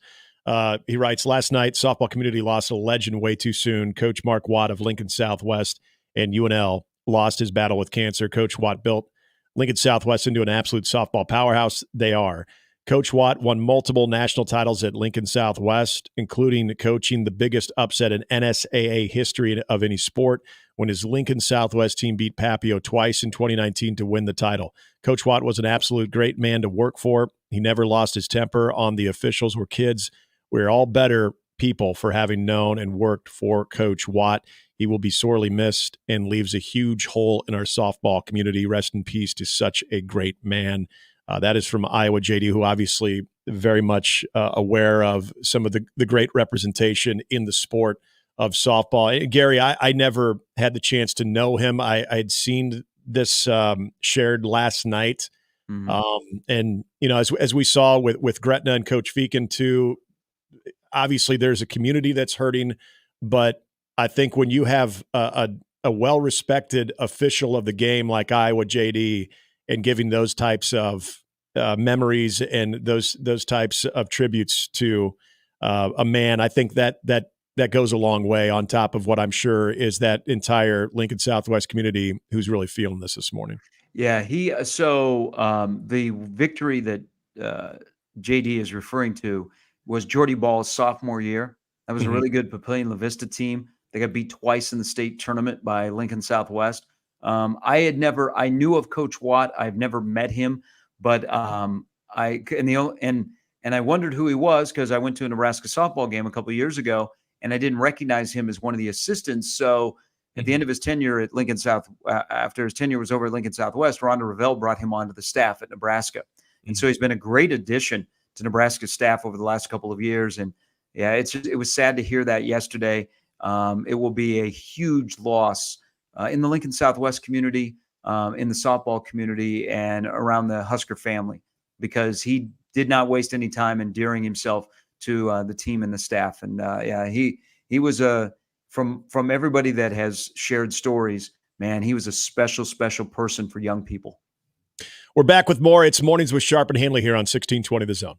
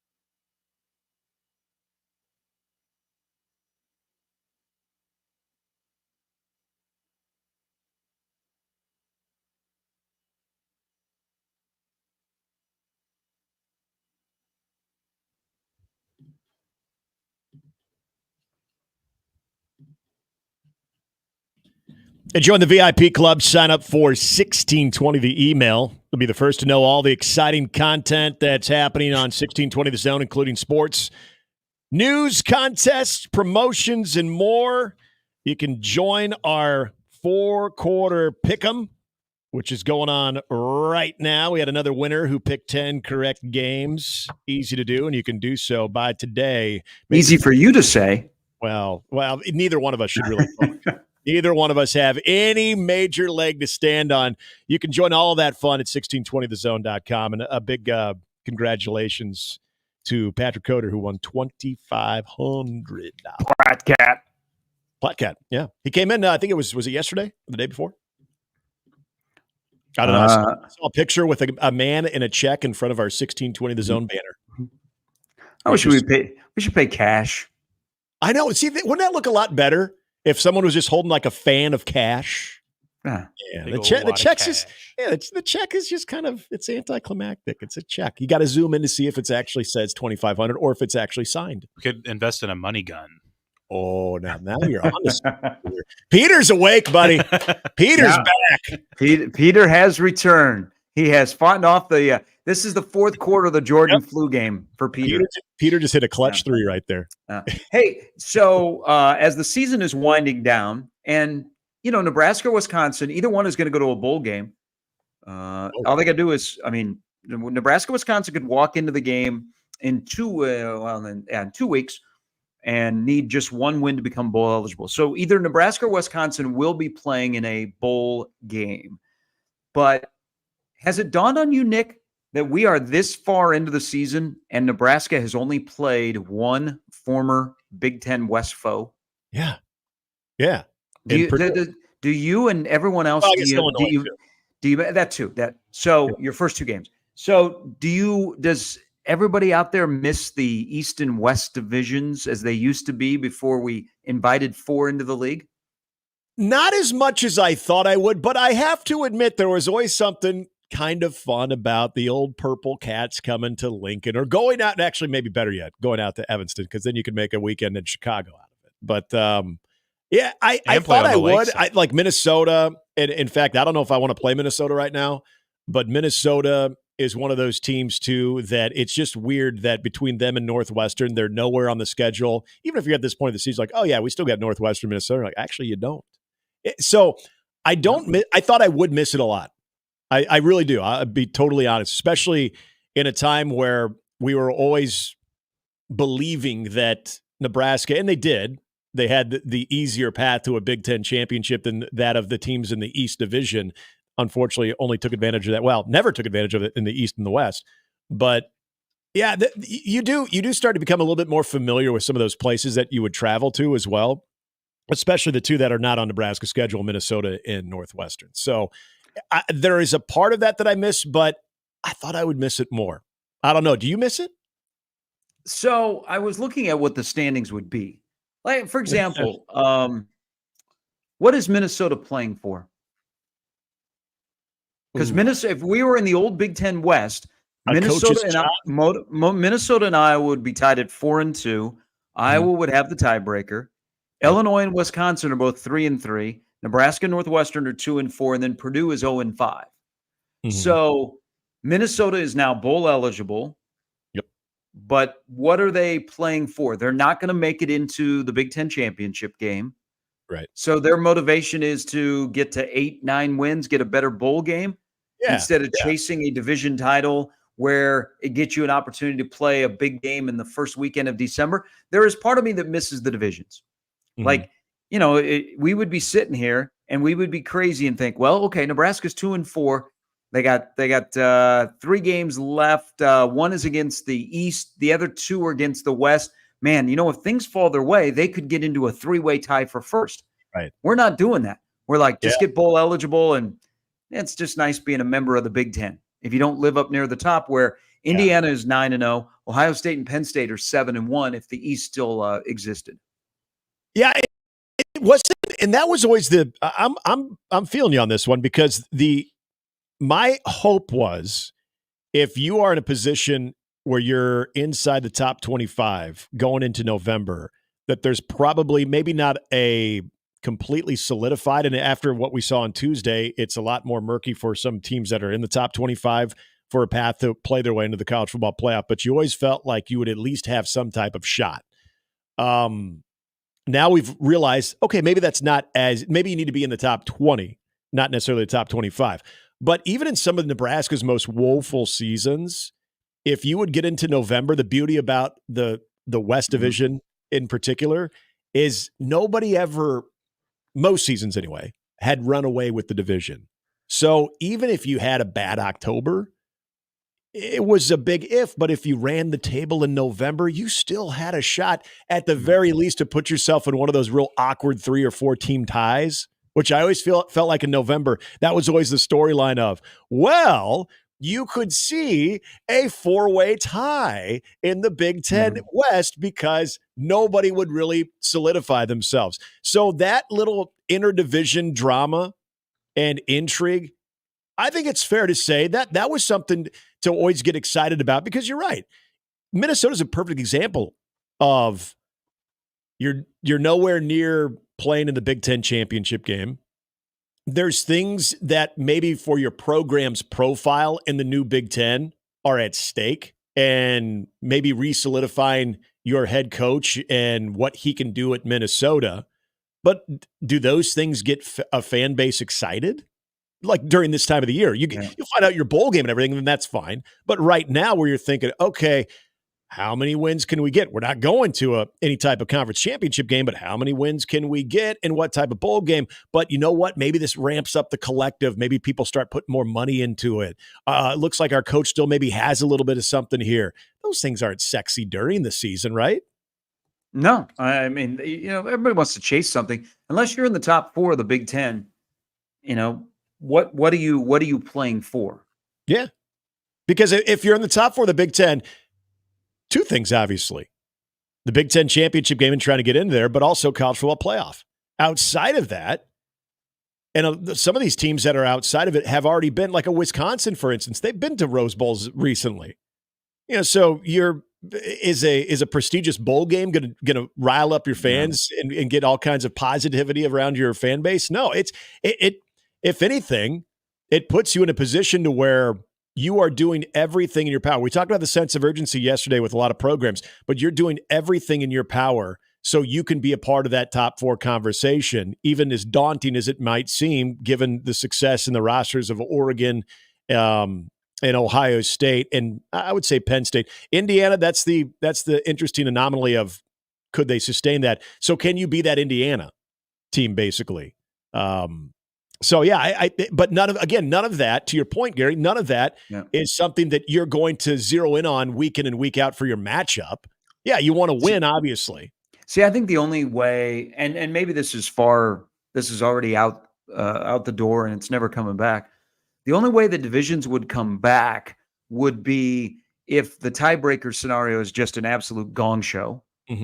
And then also if you've got the Ohio States, the Michigans, and the Penn States of the world that say, you know what, we don't want to travel a couple of time zones. We don't want to travel 3 time zones. We got to fix this. Let the teams in the West have to travel 2 time zones. Let us not, because we have the biggest voice. Now, Ohio State would be the school that would say that. They'd be like, you realize what a disruption that was when we had to go play at Oregon? Yeah.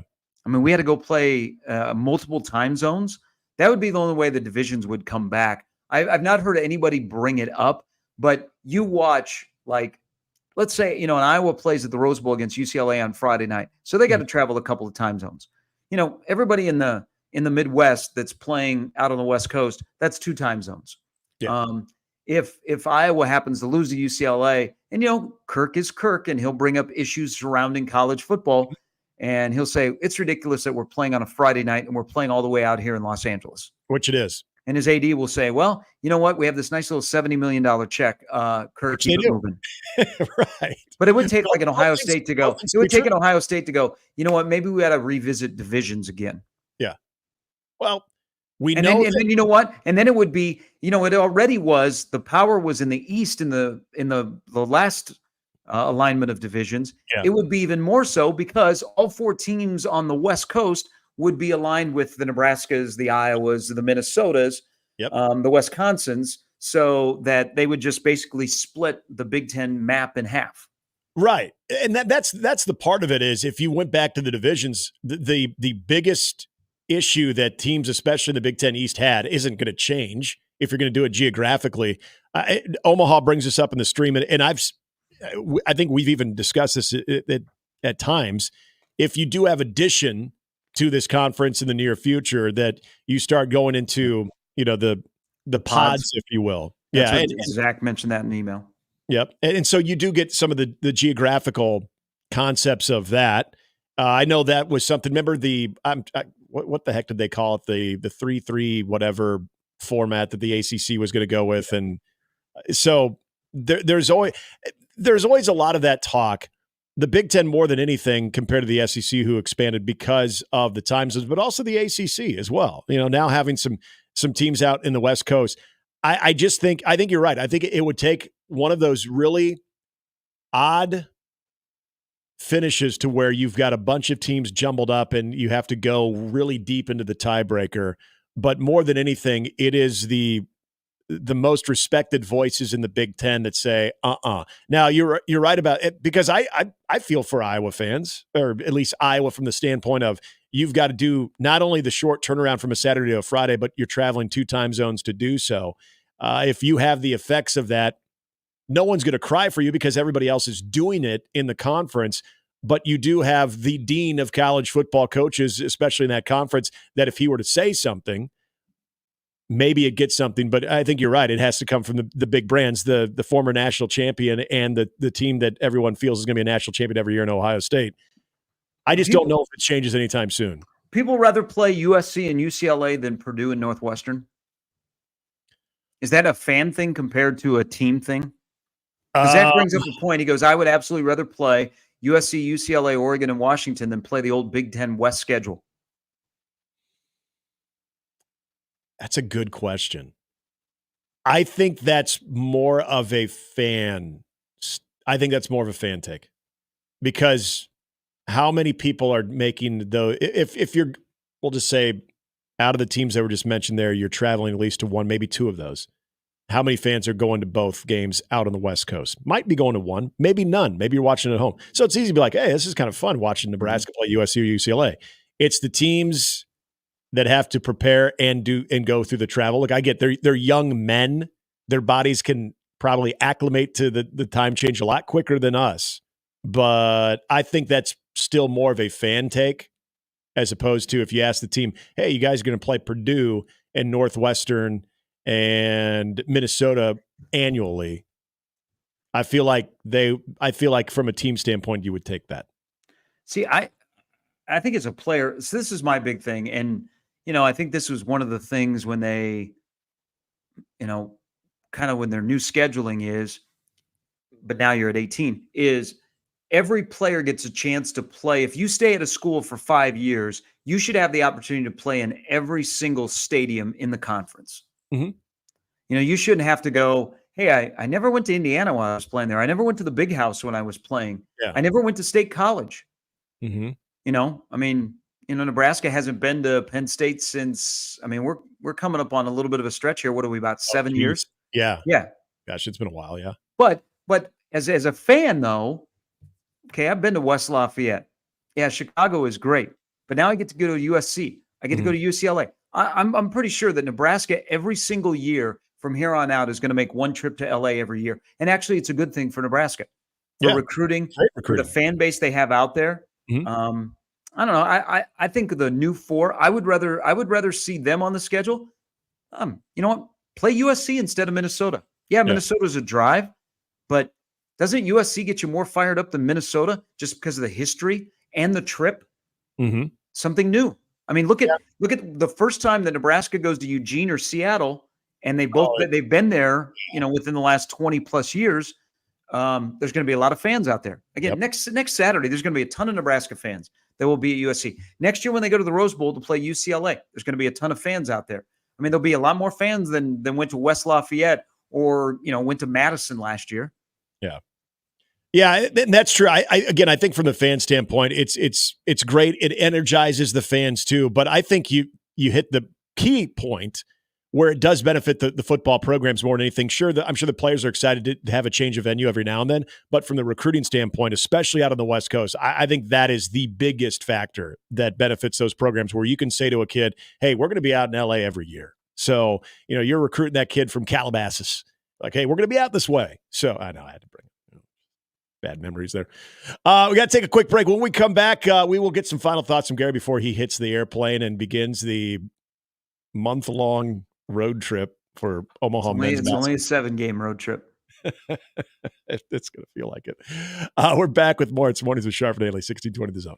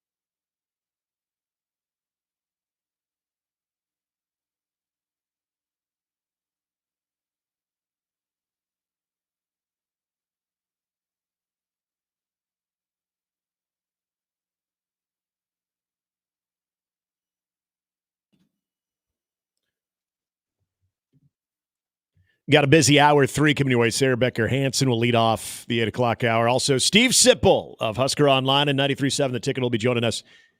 Gary Sharp, who will be making his way out to Florida here very soon. We got a couple of minutes here, Sharpie. I do want to bring this up real quickly. There was something that Matt Rule said Monday. You brought up we're not going to chase our own roster. And then when he went, he added, I just need 22 guys.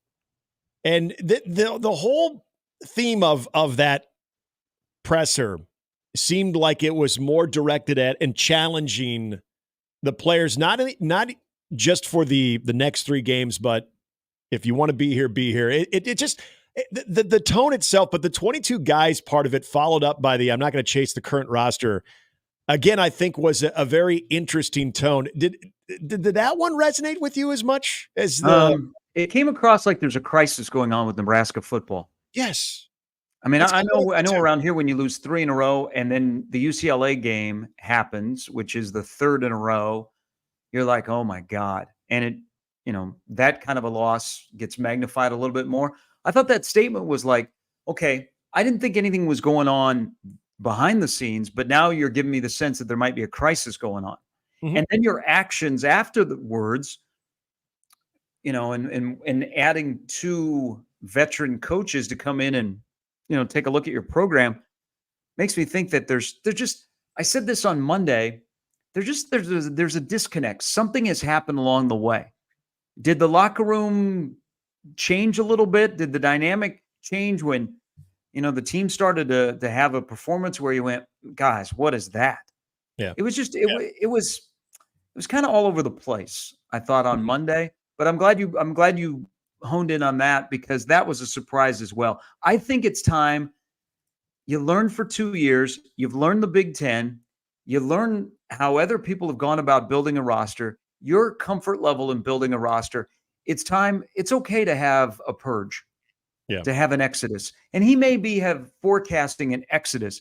You don't want certain guys to leave, but if some guys that are not playing here, and they would be better suited somewhere else, I think it's okay to say our culture is still fine, even if some guys are leaving. Those guys want to go play ball somewhere. Right now, they've been here long enough. We've tried to develop them. They're not developing. Let them go play somewhere because we got to recruit over them. Yeah. That's kind of how I took a little roundabout. Matt Rule being very honest with what's going on, but like saying some things that you go, wait a minute, that doesn't. I know they're 5-4, but that seems like it's coming from a coach that has a team that is 2-6. Yep. I totally agree. Sharpie, we got to hit a break. Hey, safe travels. We'll see you back here on Monday, right? Yes, we'll be back on Monday. USC week. Yes. Game week. About time. All right. Safe travels, man. Have a great call. Boys. See you, Gary. Coming back with Sarah Baker Hansen to lead off hour number 3, 16:20 The Zone.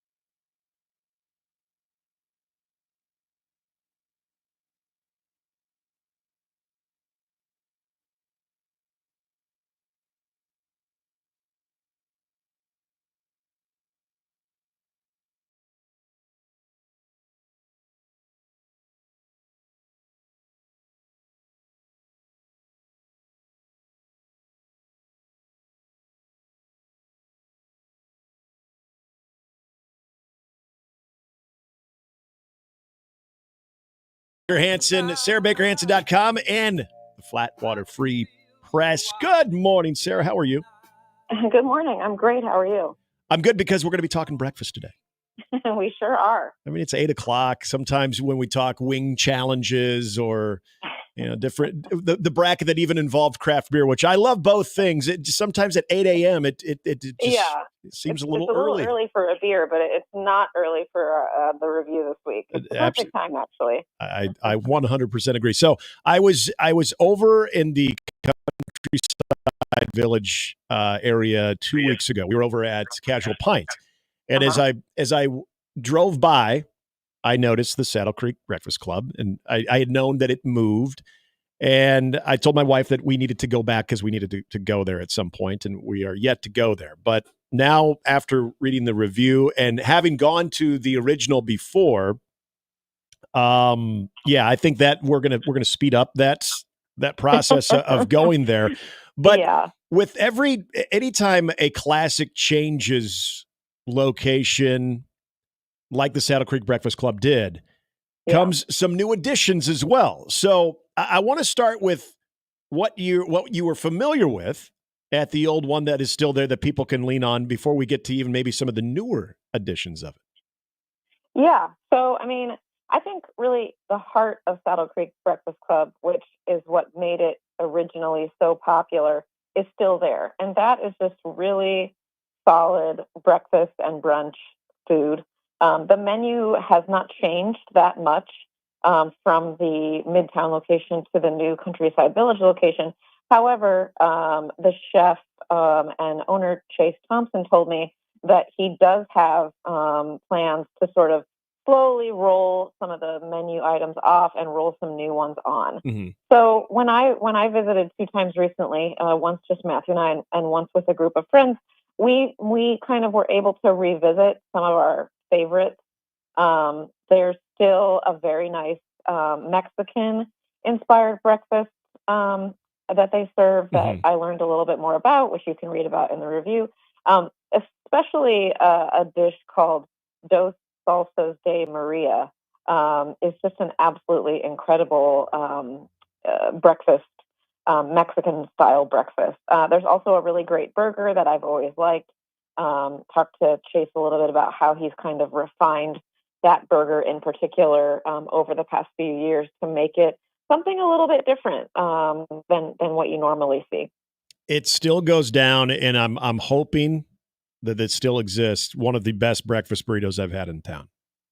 Yeah, the steak and eggs burrito is still on the menu. One of my friends tried it.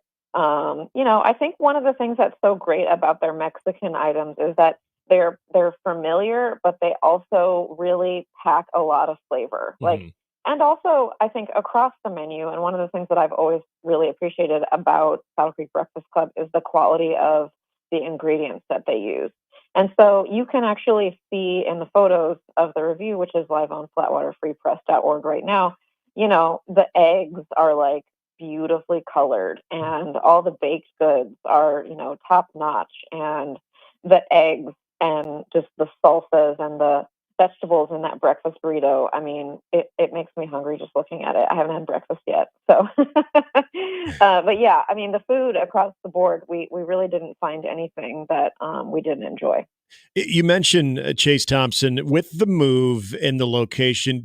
Did he give you an indication? What was it about Countryside Village that felt like a good place to head west? Yeah, they said they kind of, he said, one thing that I asked him that I honestly wasn't really sure about, I felt like originally I had heard that they were going to keep their original location and then add a second location. Mm-hmm. And he said, that originally their lease on the Saddle Creek location was longer, and so they were anticipating having both locations for a little while.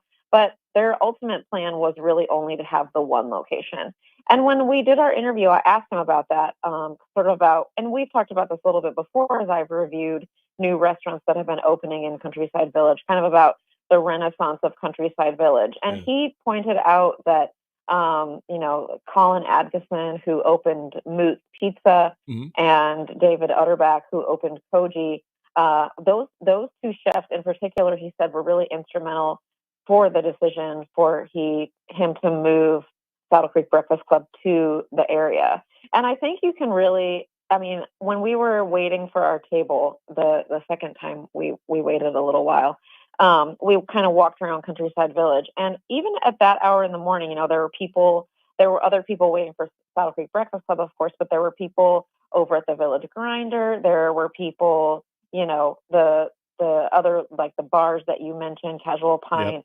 And those places were, you know, we were there close to noon. So those places were about to open. There were just a lot of people milling around. And I think it really has become a destination where people do go to one or two businesses when they're over there. And they kind of do walk around what is a pretty pedestrian friendly area in the middle of Omaha. So I don't know, it's kind of cool to see. And it didn't surprise me that those chefs were, you know, that they encouraged Chase to move over to the area.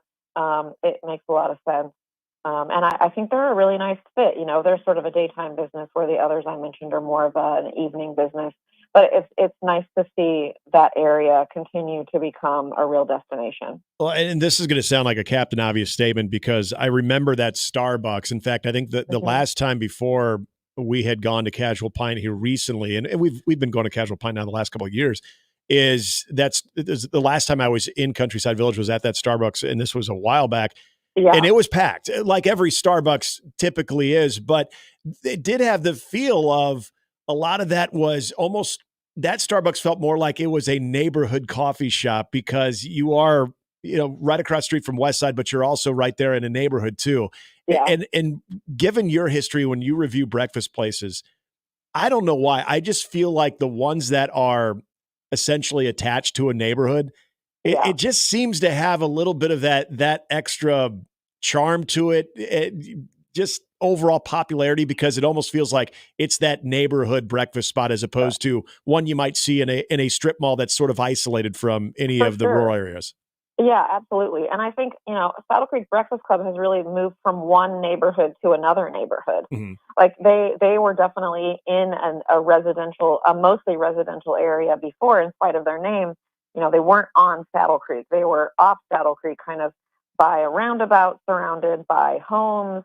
And, you know, I suspect that a lot of people who live in Dundee probably walked the Saddle Creek Breakfast Club from where they lived. And I suspect that the same thing is probably happening, you know, with the West Side neighborhood around Countryside Village where they are now. And Chase did say that they are, you know, they're drawing a new crowd of diners, which makes complete sense. And one of the things he said that he kind of didn't expect was that a lot of the folks that are kind of those new customers are really interested in lunch, like an actual full lunch menu. So he's working on that. So, you know, it'll be really cool to see kind of that breakfast menu that we all know and love. And then what does he kind of take out of that and put onto a full lunch menu? And what else is he going to put on that lunch menu? Like, I'm really curious as to, you know, kind of what might appear on that lunch menu. The other thing that he's added that I really want to check out is a weekly Taco Tuesday night where they serve margaritas and like sort of those tiny kind of food truck style tacos. Yeah, street tacos. And I think that is really fun. And I love the idea that they're kind of open, you know, it's sort of like a happy hour into early evening. And he said that's been really popular as well, which makes sense to me. And one of his longtime chefs is a woman named Maria Batista, and she and Chase work together to kind of conceptualize these Mexican dishes, and she's from Mexico. And he gave her, I think, a great compliment in my review, which he said she just makes some of the best Mexican food that I think you can make. So if that is an endorsement from Chase, I don't know what would be. Sarah Baker Hansen joining us here on 1620 The Zone. The latest review on the Saddle Creek Breakfast Club, which you can see at flatwaterfreepress.org. Now, you mentioned some of the things they want to do. I did ask about, or I wanted to get to anyway, some of the new menu items that you can see. Was there anything else that first of all, you just looked at the menu and said, okay, don't remember this from the last one, but I have to try this? Yeah. So I have written not any time, but a lot of times over the past few years, I've written about this idea that kind of has popped up in both bakeries that serve brunch and brunch spots this idea of toast. And so Saddle Creek Breakfast Club has this sort of short list of toast. And this isn't like a slice of bread with some jelly on it. So don't think that's what it is. The one we tried was the lox toast. So think of sort of a classic kind of New York style bagel with lox, except it's served on a piece of Le Cordier bread that's just like perfectly toasted, crispy around the edges. And then it had whipped cream cheese and then sort of just a beautiful pile of lox topped with these red onions sliced like so thin you could see through them, and some capers, salt, pepper. And it's one piece of toast sliced in half. And I kind of like the idea of a breakfast appetizer. And that's really what this seems like to me. And they had a few other ones. They have one with burrata. They have one with a seasonal jam on with the burrata. They have a couple other ones. One features beets. So they're doing kind of seasonal, interesting, fun, very high quality ingredients. And so, I mean, why don't we have breakfast appetizers? I don't really know, but these 4 toasts kind of serve that purpose. And I just love the creativity of that, and sort of something that you don't see at other places, just the right size to like get a few bites before you eat your main, just like you would at dinner time, except try that at breakfast. You're onto something too with the breakfast appetizer. I mean, more breakfast, the better. It does. Yeah. And I just love, Chase said he was going to kind of continue to switch those in and out and offer some, different flavors and styles. And, I don't see myself going to Saddle Creek Breakfast Club again without ordering one of those toasts. Like, I just think they're such a fun thing to try. And you can, if you get a Mexican breakfast, you can try sort of 2 completely different flavor profiles of what the same kitchen does. And I just think that really, again, goes to show their creativity, the quality of the ingredients, just, how they're doing it right. I might be way off on this observation, but I always feel like, especially if you do it right, and there's so many places in Omaha when it comes to breakfast do it right, that sustainability has a far greater chance of success than your dinner spots, your lunch spots. And I feel like Omaha has quite a few options, but you don't ever feel threatened. You know exactly what you're going to get from these places. Why is that the case? And maybe I'm off. Maybe there's been a lot of places that have tried breakfast and they have not been able to sustain and they had to close down. But it always seems like as long as you do it right, there is a lot of different options that have been around for a while. Yeah. I think, there's a certain, I obviously don't run a restaurant, but I think in my mind, I've eaten at a lot of breakfast places over the years, and there's a certain balance that you see a lot of places have between eggs, kind of sweet breakfast, sort of like, pancakes, French toast, waffles, and then, other stuff, which usually can include like a burger. It sometimes can include sandwiches. It sometimes can include, like the Mexican style breakfast. And I think those kind of, there's always some sort of balance there. And I personally, and I mentioned it in my review, my sort of favorite breakfast spot of all time in Omaha will be, and I think always will be, the late great Dixie Quicks. And I feel like Dixie Quicks, that's what they did, right? They had amazing, decadent, sweet breakfast. They had beautifully executed Mexican breakfast created by Chef Rene Orduña, who was Mexican. And then they had just like the standards, right? They had every type of egg. They had eggs Benedict. They had, a classic sort of standard breakfast. They had, and then every once in a while, Rene would throw like, a beef brisket on the menu or a chicken fried steak on the menu or something kind of unusual that, they would serve. And I think that is what keeps people coming back, right? Like that they can get all of the things that they would want to get no matter what their mood is for breakfast or lunch on the weekend. It's leisurely. You can get a cocktail if you want. Just kind of, that's to me what makes a breakfast place or a brunch place successful. And I think if you looked at a selection of menus of the most successful breakfast places in Omaha, that's what you would see they had in common. Yeah. Before I let you go, I know every week is a new review and a new venture. Can you tease what we got coming up next? I have so many places on my list. I haven't even picked one yet. I actually need to go dine out in the next couple of days to make my deadline. So, your guess is as good as mine this week. It could be literally anything. So anything you like to read? I love that I just love that you say that you have a deadline, so you need to get out and go eat more. I mean, you've got quite an amazing job there. I am always thankful that I somehow have worked this out to be able to dine out and make it half of my job. So yeah, I'm lucky. But yeah, if any of your readers have any suggestions of what I should review next, drop it on Twitter and I'll take a look. Always great stuff, Sarah. Appreciate you joining us. And hey, good luck with finding the next place, because I'm sure you're losing sleep over that. Thanks. We'll see you in 2 weeks. All right, sounds good. Bye. That is Sarah Baker Hansen. Flatwater Free Press is where you can see the review of the Saddle Creek Breakfast Club, which is now in the Countryside Village. Also, sarahbakerhansen.com. Peter, are you a breakfast dude? I do like to eat out at different breakfast spots. I should make it more at home than I actually do, though. That's actually one of the things that I enjoy making at home more than dinner is breakfast. But man, I feel like I would enjoy making it more than dinner. So as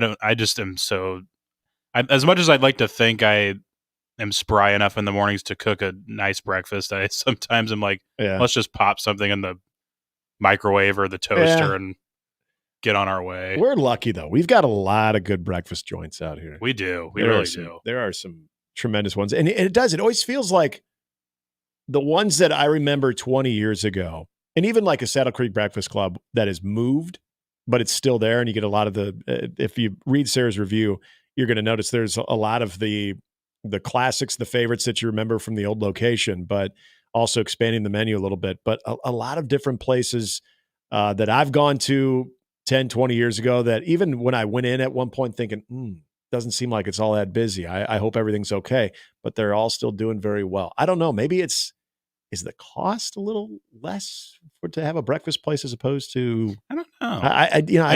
I don't know either. And I was excited to see that Breakfast Club was moving into Countryside Village, because I'm there pretty often. It's just got a few spots I like to go to, and I've been meaning to check it out, and this will further that along. Now you can. Now I need to get there even quicker than I was planning. Just don't be bringing your flu game out. Yeah, there, no, okay? not until I won't infect the patrons. We're going to talk to Steve Sipple of Husker Online here in just about 15 minutes. When we come back, though, I want to talk a little more about the question that I left Gary with, and that was Matt, he and I are boys. Matt Rule's tone on Monday at the press conference. A lot of the attention has gone from when he talked about bringing up consultants and outside perspectives to look at this team, and then we saw what was announced on Tuesday. But more of the tone about his current roster that I thought was very, very interesting that I want to get into. Also coming up in the 9 o'clock hour, going to be talking some Kansas City Chiefs football with Chiefs insider Nick Athen. He'll join me at 9, and Brian Edwards, Vegas insider, before we get out of here as we continue here on Mornings with Sharp and Handley. And Peter, 1620 The Zone.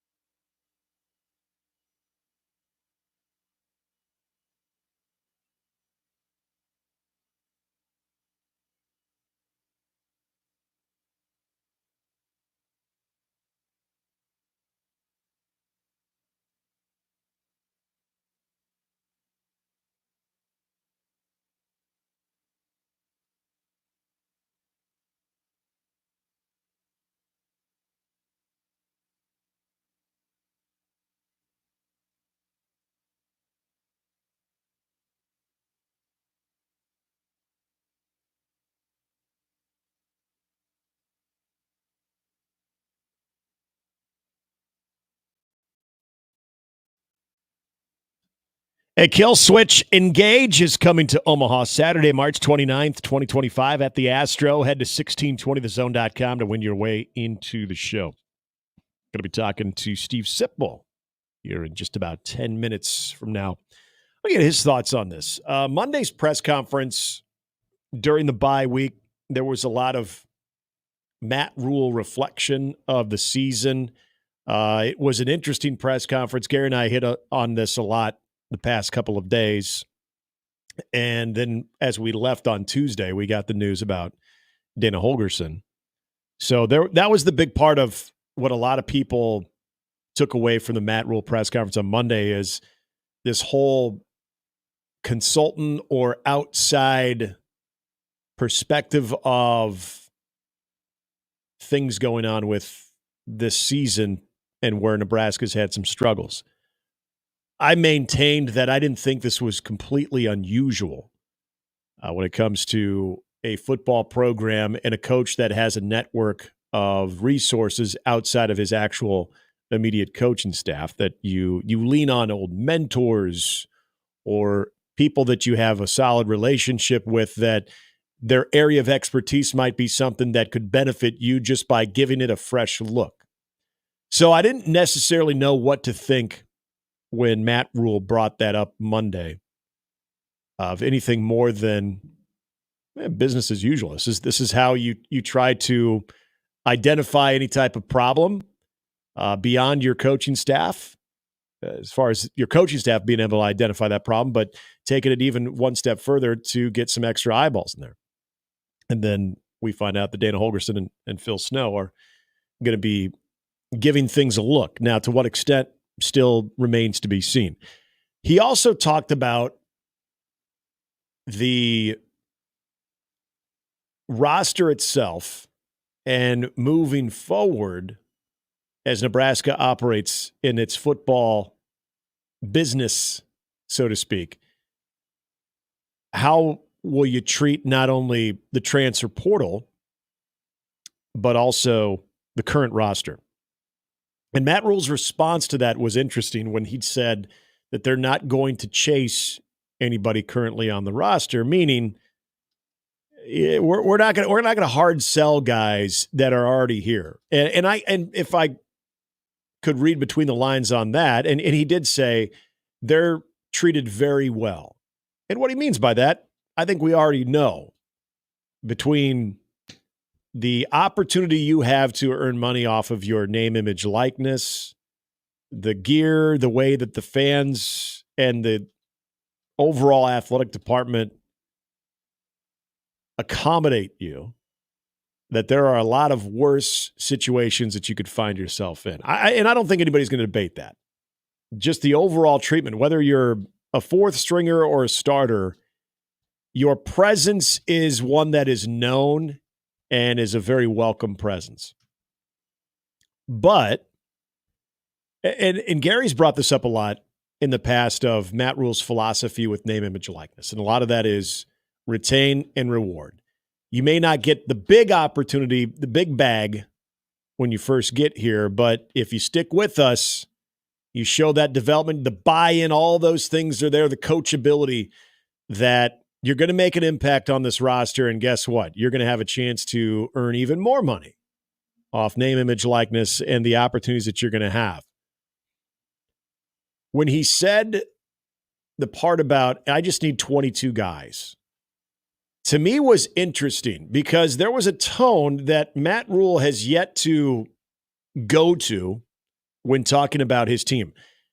He does as good of a job, in my opinion, of having his players back when speaking to the public that I've seen a lot of head coaches, regardless of the sport. I don't want to say he dramatically changed that tone on Monday, but I think there were a couple of things that were at play on Monday.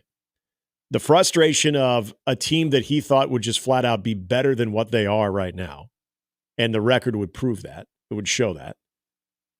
But I also think there is the criticism towards certain coaches, and in this example I'll use is Marcus Satterfield, that he understands and is aware and realizes he's probably going to have to make some type of change, or at least some type of adjustment in role for the current OC, which I'm with Gary. If you haven't listened to us before, and Gary brought this up, and I'm 100% in lockstep with this idea that that decision has probably already been made, whether you want to believe into the Dana Hogerson thing having something to do with it or not.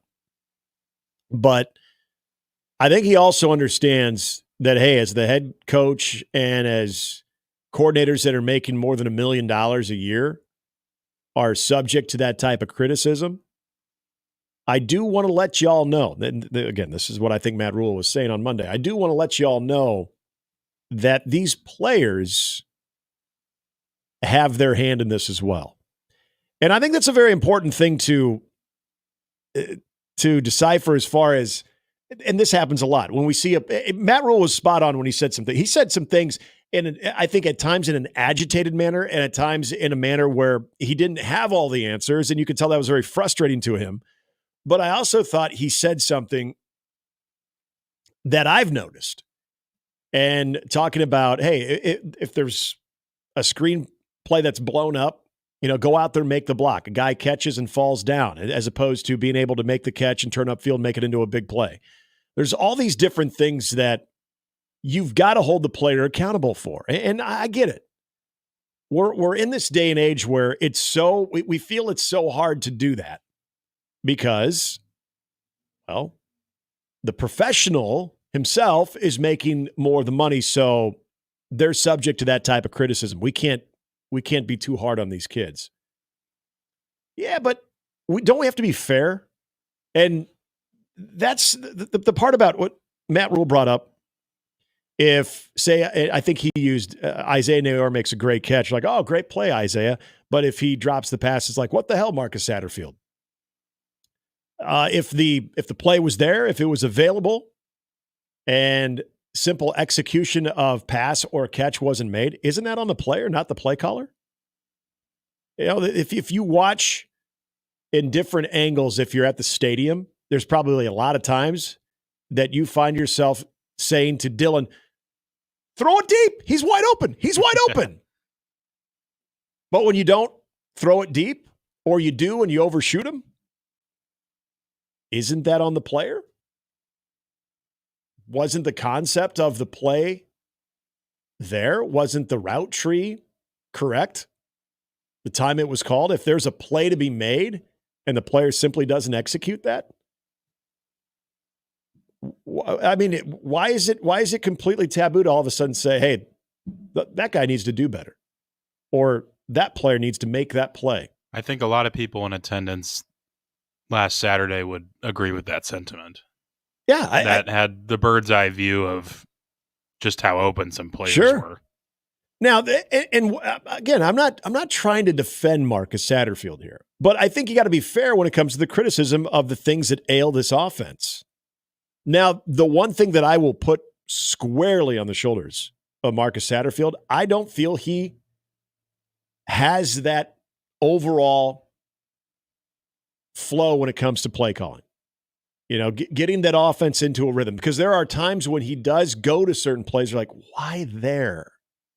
Or when you're running the ball 5 straight times and you're getting at least 4 yards, all of a sudden on 3rd and 5, when you're clearly in 4-down territory, you decide we got to throw on 3rd down, and then we got to throw on 4th down. You don't think in 2 plays you could have picked up that 5 yards and got a 1st down. So, all of that is completely fair. But I think what Matt Rule was trying to accomplish on Monday, as he has times before in challenging the team through the media or challenge the team through public appearances, I think this is a man who's very frustrated with his team, because the coaching staff is taking shots after shots. And I think all of them are probably going to tell you publicly they can take it and they deserve it and they own it. We've heard Tony White say, that's on me. We've heard Marcus Satterfield several times, probably too many times, saying that's on me. We've heard the head coach saying that's on me. Every now and then we've heard players saying that as well. We heard Dylan Raiola say, it's on him. He, in fact, went to bat for his OC a week ago. I've heard Ty Robinson say that as well. But it's almost like when they say it, when the players say it, we're like, oh, okay, cool. Thanks, man. Thanks for acknowledging that. But when the coach says it, like, whoa, Why do you keep saying this? You got to get better. And I think that frustrates Matt Rule. I think he's always going to stand up for his players, but I think he's also at the point where he's trying to defend his coaches because there are things like Gary's brought up. There are things that are happening in practice that I think are maddening to them. They're like, we worked on this. Why is this not happening? We're trying to put you in a position to be successful. Why is this not happening? And yeah, some of that is coaching. But also it's at that point where I think Matt Rule is equally frustrated with the lack of execution as he is with the play that's being called in certain moments. And this is a very interesting time. I tweeted this out after the game, and I said, this is going to be excruciating for this team to sit on that performance against UCLA for an extra week. It is. They have their last practice today before they have a couple of days off, and then they regroup on Sunday night and get ready for USC. I'll be very interested to know what the tone was like at practice, the type of accountability that the players, and we may never know this, the type of accountability that the players have amongst each other, especially with some of the upperclassmen, and how much of some of that accountability to the upperclassmen that have just not been a part of have not been a part of winning seasons, period. But how this week played out for all of them. I want to ask Steve Sipple that and more. Sip joins us after the break here. It's Mornings with Sharp and Handley on 1620 The Zone.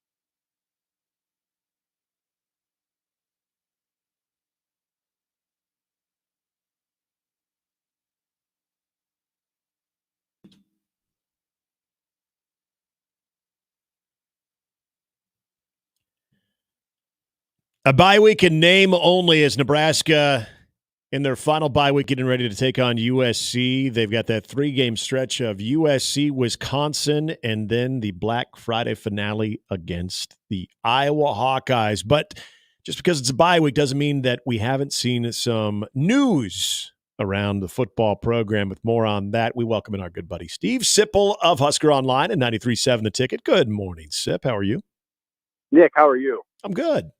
Now, I don't know on Monday into Tuesday if we thought we'd be talking about a couple of new additions to the football operation or the staff itself, but I do want to go back to Monday, Sip, and just Matt Rule's overall tone, some of the things that he did touch on with various questions about the offense, but also not only immediate ticket items, but big ticket items and future items.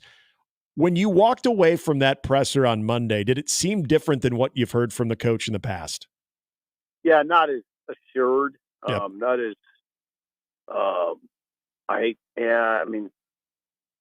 He seemed a little bit. I got to choose my words carefully. Just not quite as assured of what's going on. And then the news, that he brought in a couple consultants to check things out, and we'll see where this all goes. But I guess it was a little more shaky, and he didn't seem as confident.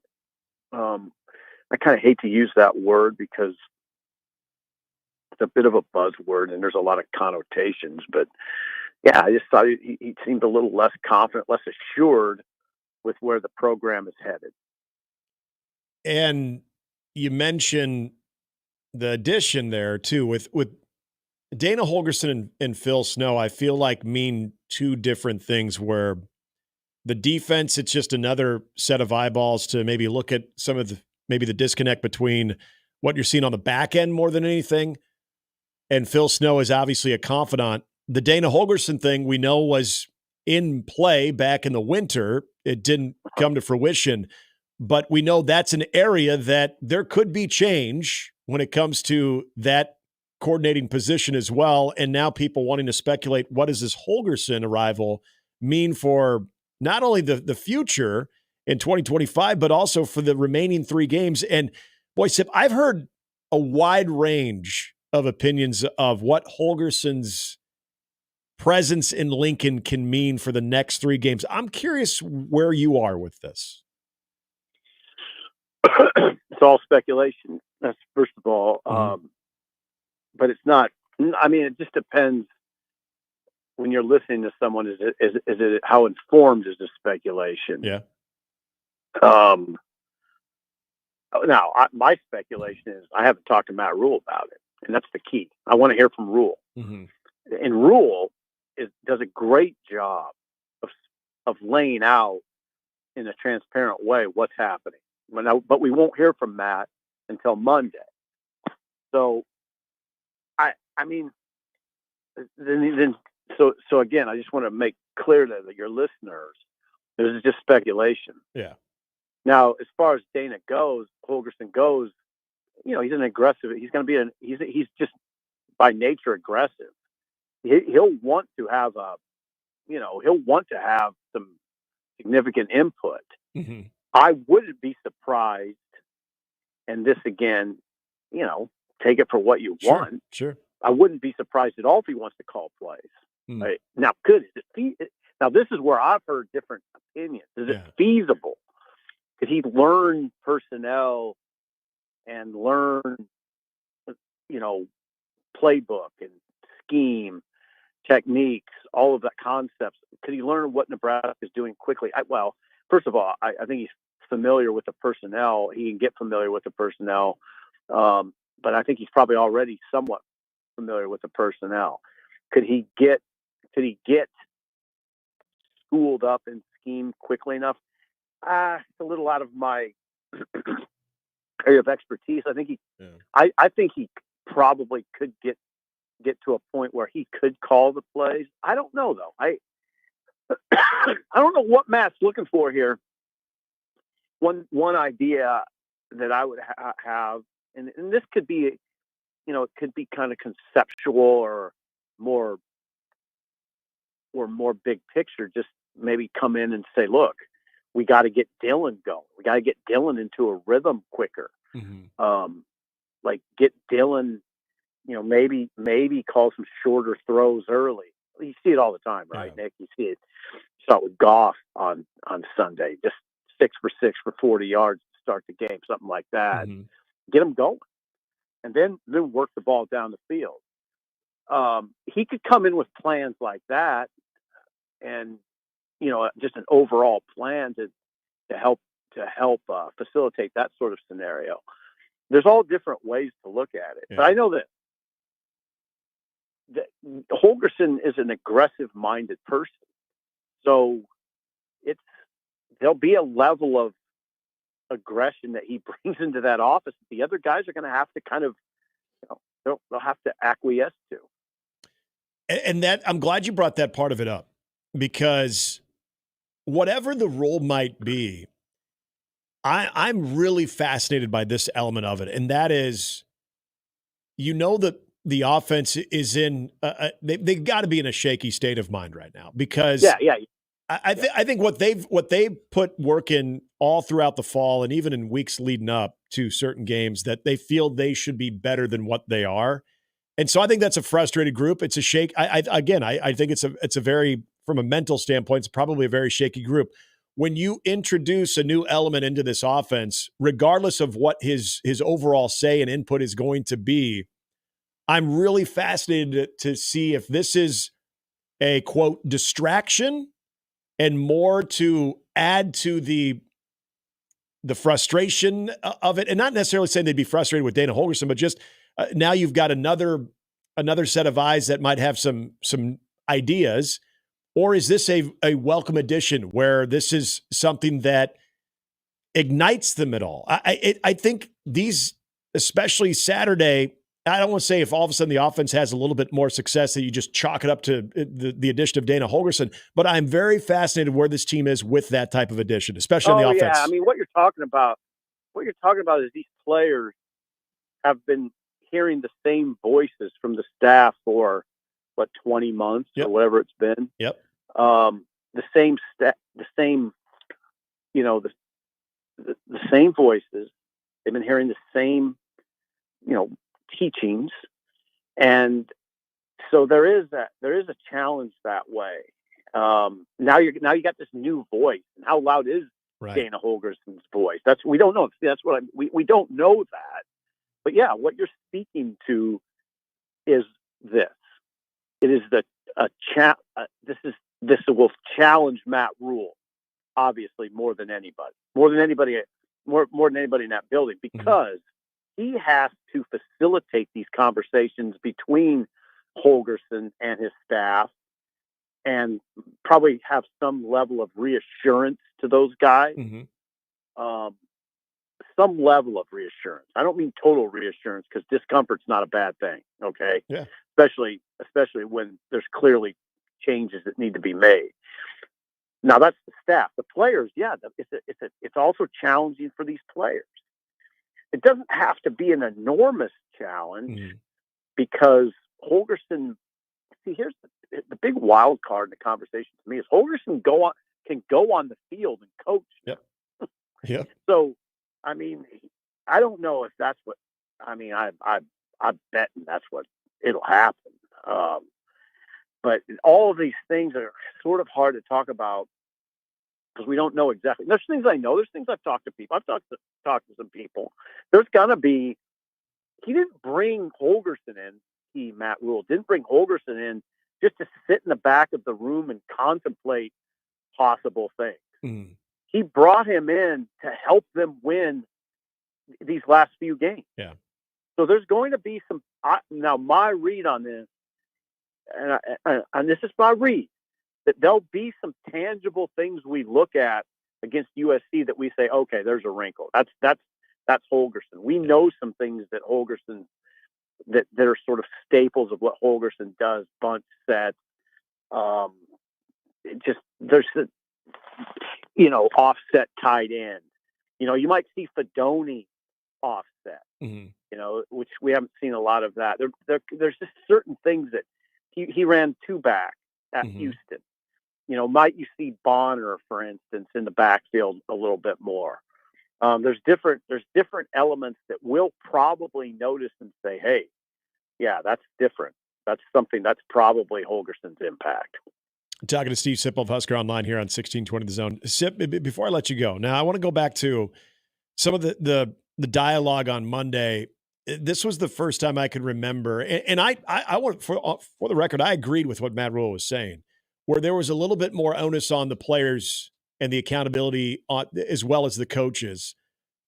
Does it lead you to believe? Now, you mentioned how he came across on Monday and maybe, frustrated, not with the same type of confidence that we always have. And I would agree with all of those things. There's also a level of frustration with the players themselves because he knows the type of heat the coaches are taking. He knows that at times there have been some really good designs and it's just been the lack of execution that it is also fair to at least start holding those guys' feet to the fire as well. It feels like there's a sense that this team should be a lot better than what they are. And I thought that came out on Monday with Matt Rhule as well. Well, and I think what you're getting at is, okay, over the 28 minutes that he talked to the media, I thought he did a great job of striking a balance between him being accountable, his staff being accountable, but also, yes, for the first time we've heard him go to the players and say they need to be accountable too. It's really the first time he's went down that road to any significant extent. And I thought it was appropriate. If you listen to the entirety of the press conference, the balance was fine. There was a danger. Now, there's always a danger that a head coach faces in that. And I've seen some media entities do this, not around here, but they just take snippets from it. Yeah. And if you just take snippets from his comments on Monday, you could make it seem like he's pitted, that he's overly critical of his players. And that he's holding them accountable and suggesting they're the problem, not us, the coaches. Yeah. But that's not the presentation that he made. The presentation he made was, we're all accountable, and he made it clear that I am most accountable. That I am the head coach is I'm most accountable, and that part of the conference, Nick, where I thought the most telling part, the most striking part, the most poignant part was when he said a friend of mine texted me and said it must be really frustrating seeing your team be this inconsistent. Yeah. And that clearly shook Matt. Yep. The friend was well-meaning, but that no coach wants to hear that. Yeah. No coach wants to hear your team's inconsistent. That's because that's an indictment. Yep.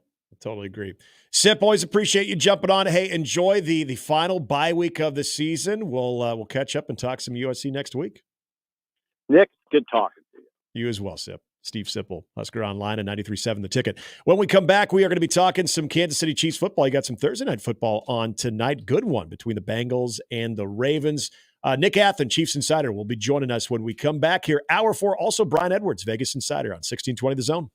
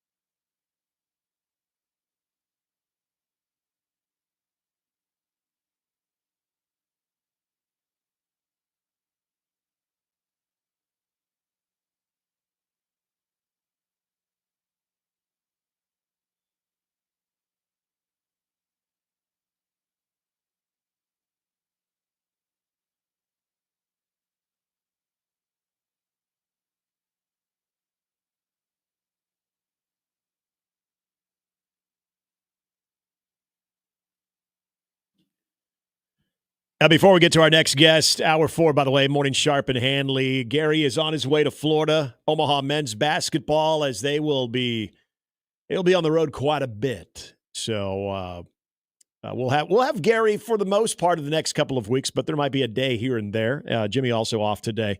It's myself and Peter, the Peter man. But I did see some new additions to the stream. We're wondering if we did get into the conversation of the transitive properties that Nebraska basketball is actually better than Creighton because they handled University of Texas, Rio Grande Valley more convincingly than what Creighton did, and it took a 49-point Herculean effort by Ryan Culkbrener. We didn't necessarily go there, but we did talk about the transitive properties. Unfortunately, Gary and myself are not transitive property guy. We still think Creighton is better than Nebraska, but it is duly noted. What a performance by Culkbrener last night.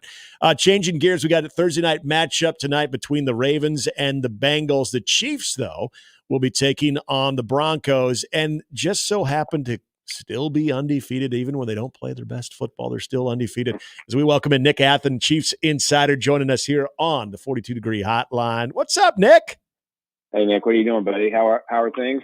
Things are well, and I like to give you the credit when I believe you deserve the credit. Now, you were the first you were the first to tell me before that very fateful 2017 draft of Patrick Mahomes and how into Patrick Mahomes the Kansas City Chiefs were. That turned out to be true, and that turned out to work very well for the Kansas City Chiefs.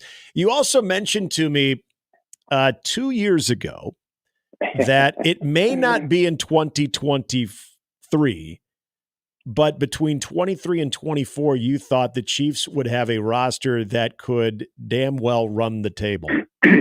And the reason I'm bringing that up is now we look at the Chiefs that are undefeated. And the reason I also find that comment very interesting is because if you're going to be a team that can run the regular season table, there are going to be moments where you look like you just don't have it, or you're not functioning how you typically do, yet you find a way to win. Can't we say there's a couple of examples, several examples this year, where that would fall under how the Chiefs play would fall under that category, yet they still win? Yeah, I mean, you can go to the Ravens game, the opener. We're talking about a toe, a big toe on the out of bounds. Mm-hmm. You can look at the Bengals with the pass interference penalty on Rashee Rice. Yep. The Falcons, imploding in the red zone. I think Chargers, Saints, 49ers. I don't think that game was ever in dispute. Same with the Raiders and even though they went in overtime with the Bucs, nobody thought the Chiefs were going to lose that game. But you got to have luck, and that's the one thing that people don't, they don't value. I mean, you can sit here and say, well, the Chiefs' offense isn't that good, and Patrick Mahomes, with his 3 touchdowns, now he's above the 500 mark with touchdowns and interceptions. He's at least not playing great. It's like all that matters is, when you look at the schedule, all you see is W. Mm-hmm. And I think Chiefs fans were so spoiled with, the success of the greatest, offense on grass, and Mahomes and Tyreek Hill and, Robinson and, Kareem Hunt in the early days. I mean, that offense was just flying and they were scoring points. Well, opposing teams and opposing defensive coordinators get paid a lot of money to do one thing, try to stop the Chiefs. And so they constantly have to adjust. And what people aren't giving Patrick enough credit for, they look at the statistics, but he's had to adjust not only with what the defenses are throwing at him, but the fact that Brett Beach is constantly changing his roster. And this year, just look at the injuries just at the wide receiver position. They're 8-0. It's just remarkable to me. I don't think Chiefs fans understand what they really, really have here. Yeah, I'm 100% with you. And last week in the Monday night victory over Tampa Bay, which, again, a close call. I still have no idea why Todd Bowles didn't opt to go for 2. I'm sure you had a strong opinion about that as well. I did. And we could get to that too. But this was the time that, because I thought the DeAndre Hopkins addition was huge. And you mentioned the wide receiver injuries that have taken place. You're starting to see that connection develop already with Patrick Mahomes and DeAndre Hopkins that I think is going to be absolutely monumental for this offense.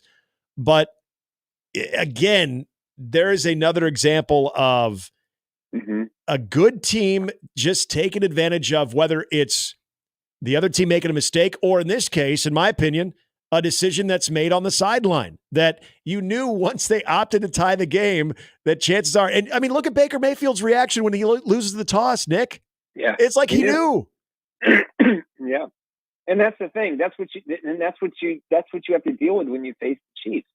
And every one of these teams, you give Patrick Mahomes the ball in overtime, he's going to win it. He's only lost it once, twice.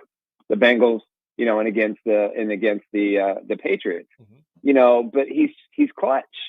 And for Todd Bowles, he's conservative coach. He always has been. Yep. He's a defensive guy. He probably thought, hey, my defense did a good job shutting them down. Patrick's not going to guide this team to a field goal with 30 seconds left. We'll take our chances in overtime.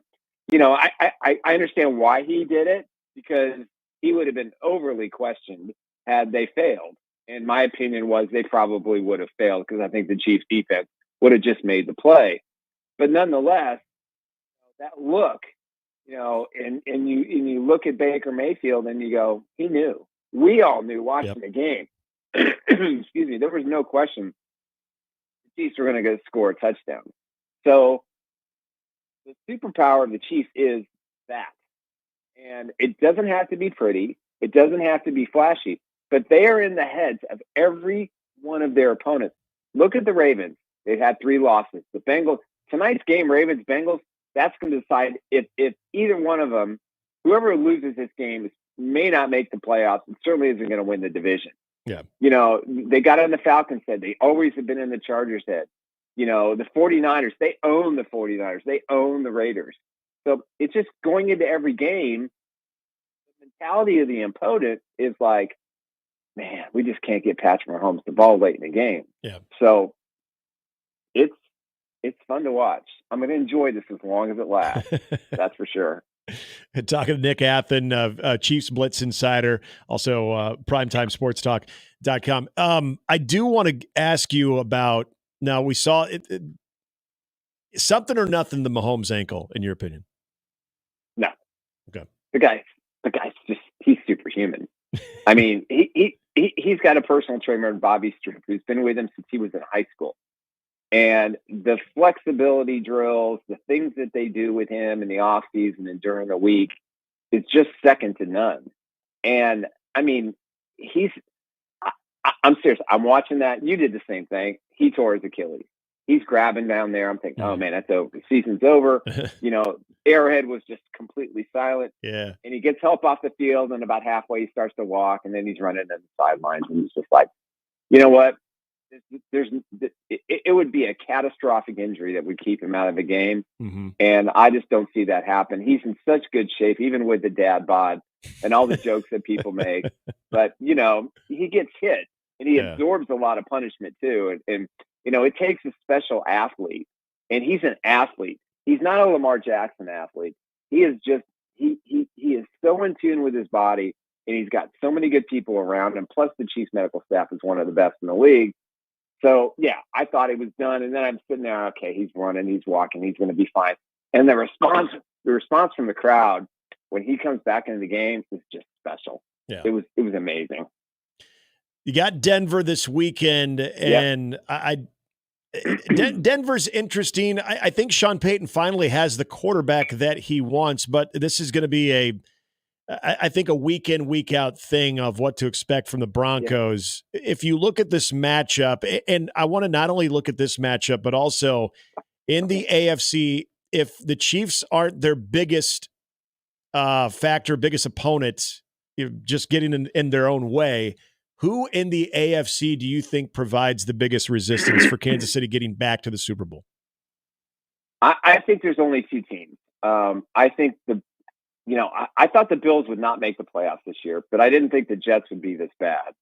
And I didn't think the Dolphins would be this bad. So I think the Bills, who the Chiefs play in 2 weeks, where I think what you're going to see, and you can mark this down as fact, I think the Chiefs offense is going to look a little bit different going into Buffalo than the vanilla stuff that we've seen for the first 8 games. I think you're going to see some things that are going to be different. Juju Smith-Schuster should be back for that game. Mm-hmm. I think that's going to help the passing attack.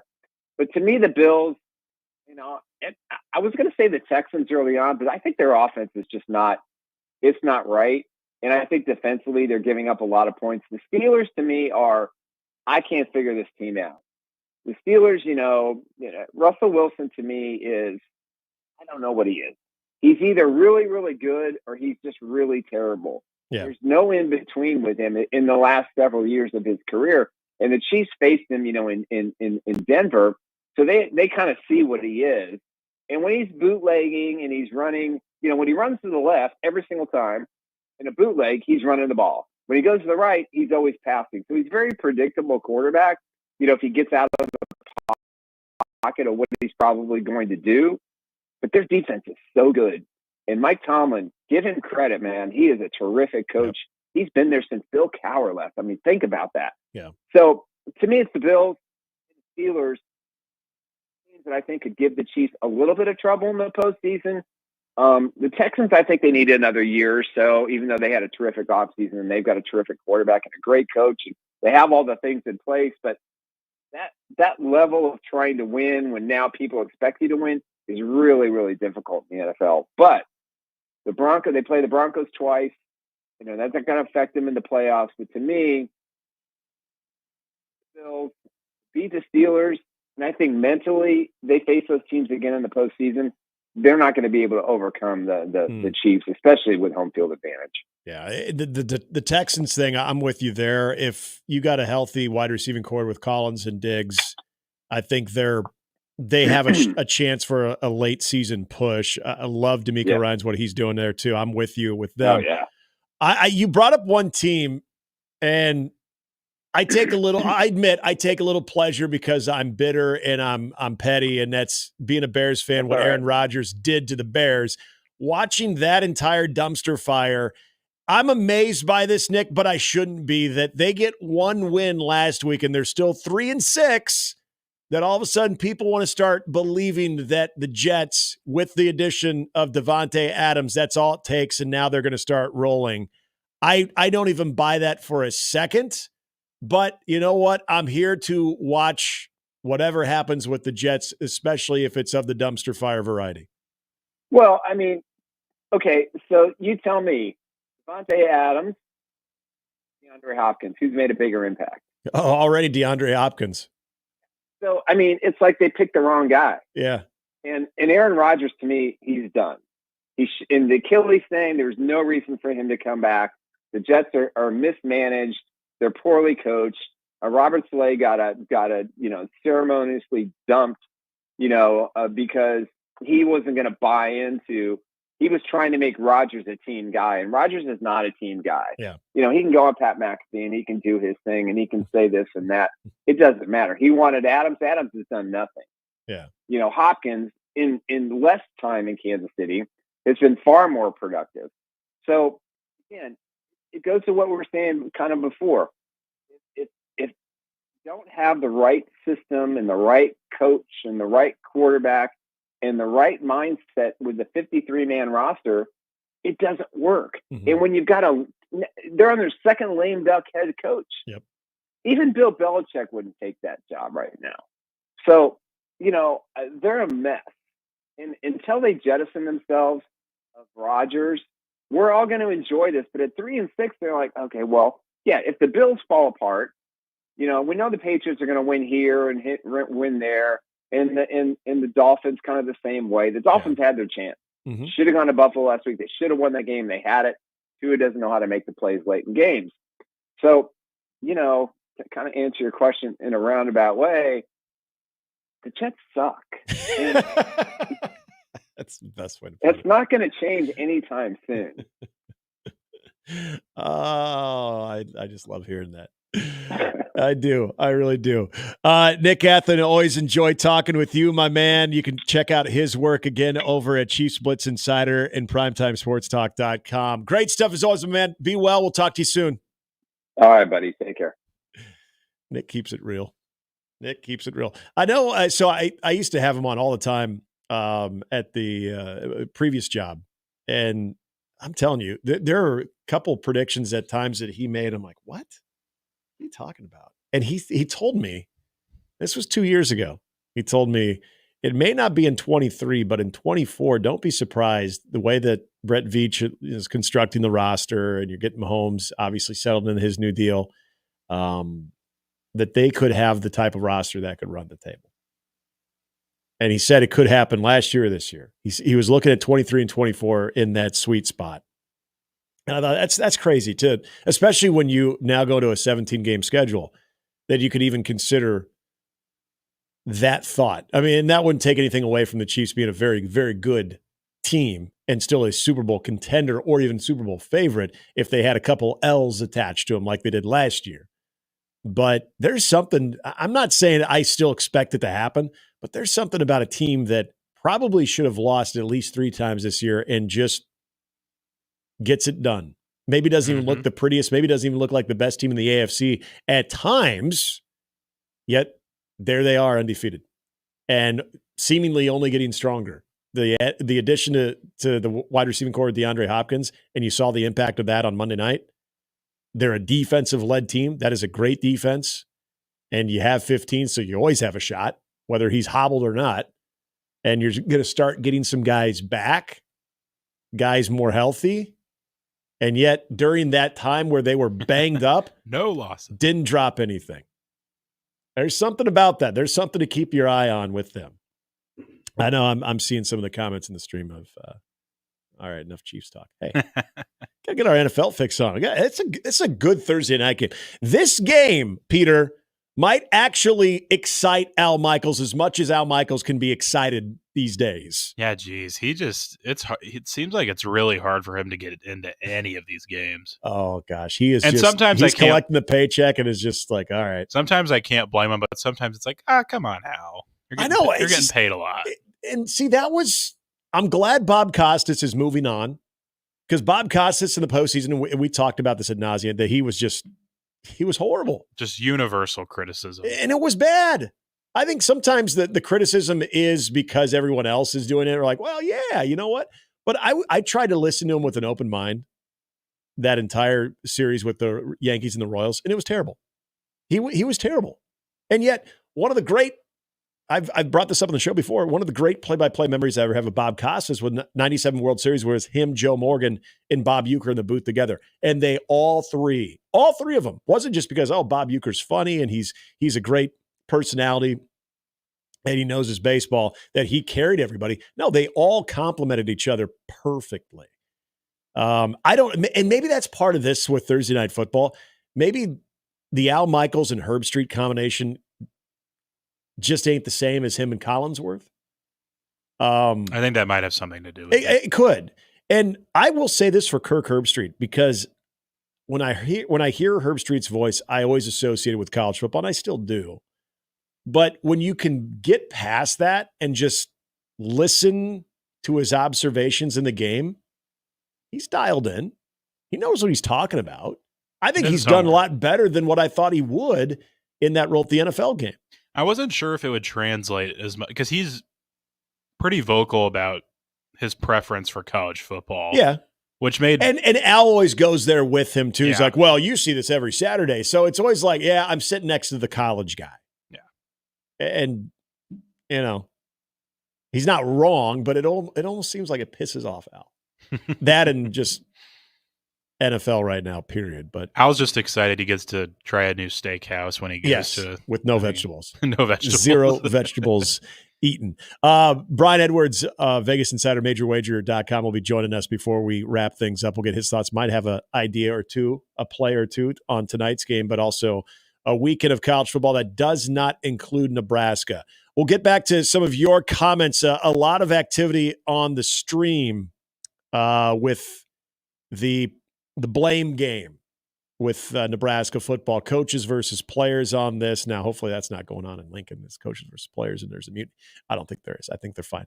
But also there is the questions about what Hogerson's impact will be in these next 3 games. Now, that Sip brought up a couple of interesting things too. We'll get to all of that and some more thoughts on what was a historic night for one of the greatest players we've ever seen wear a Creighton uniform in Ryan Culkbrener.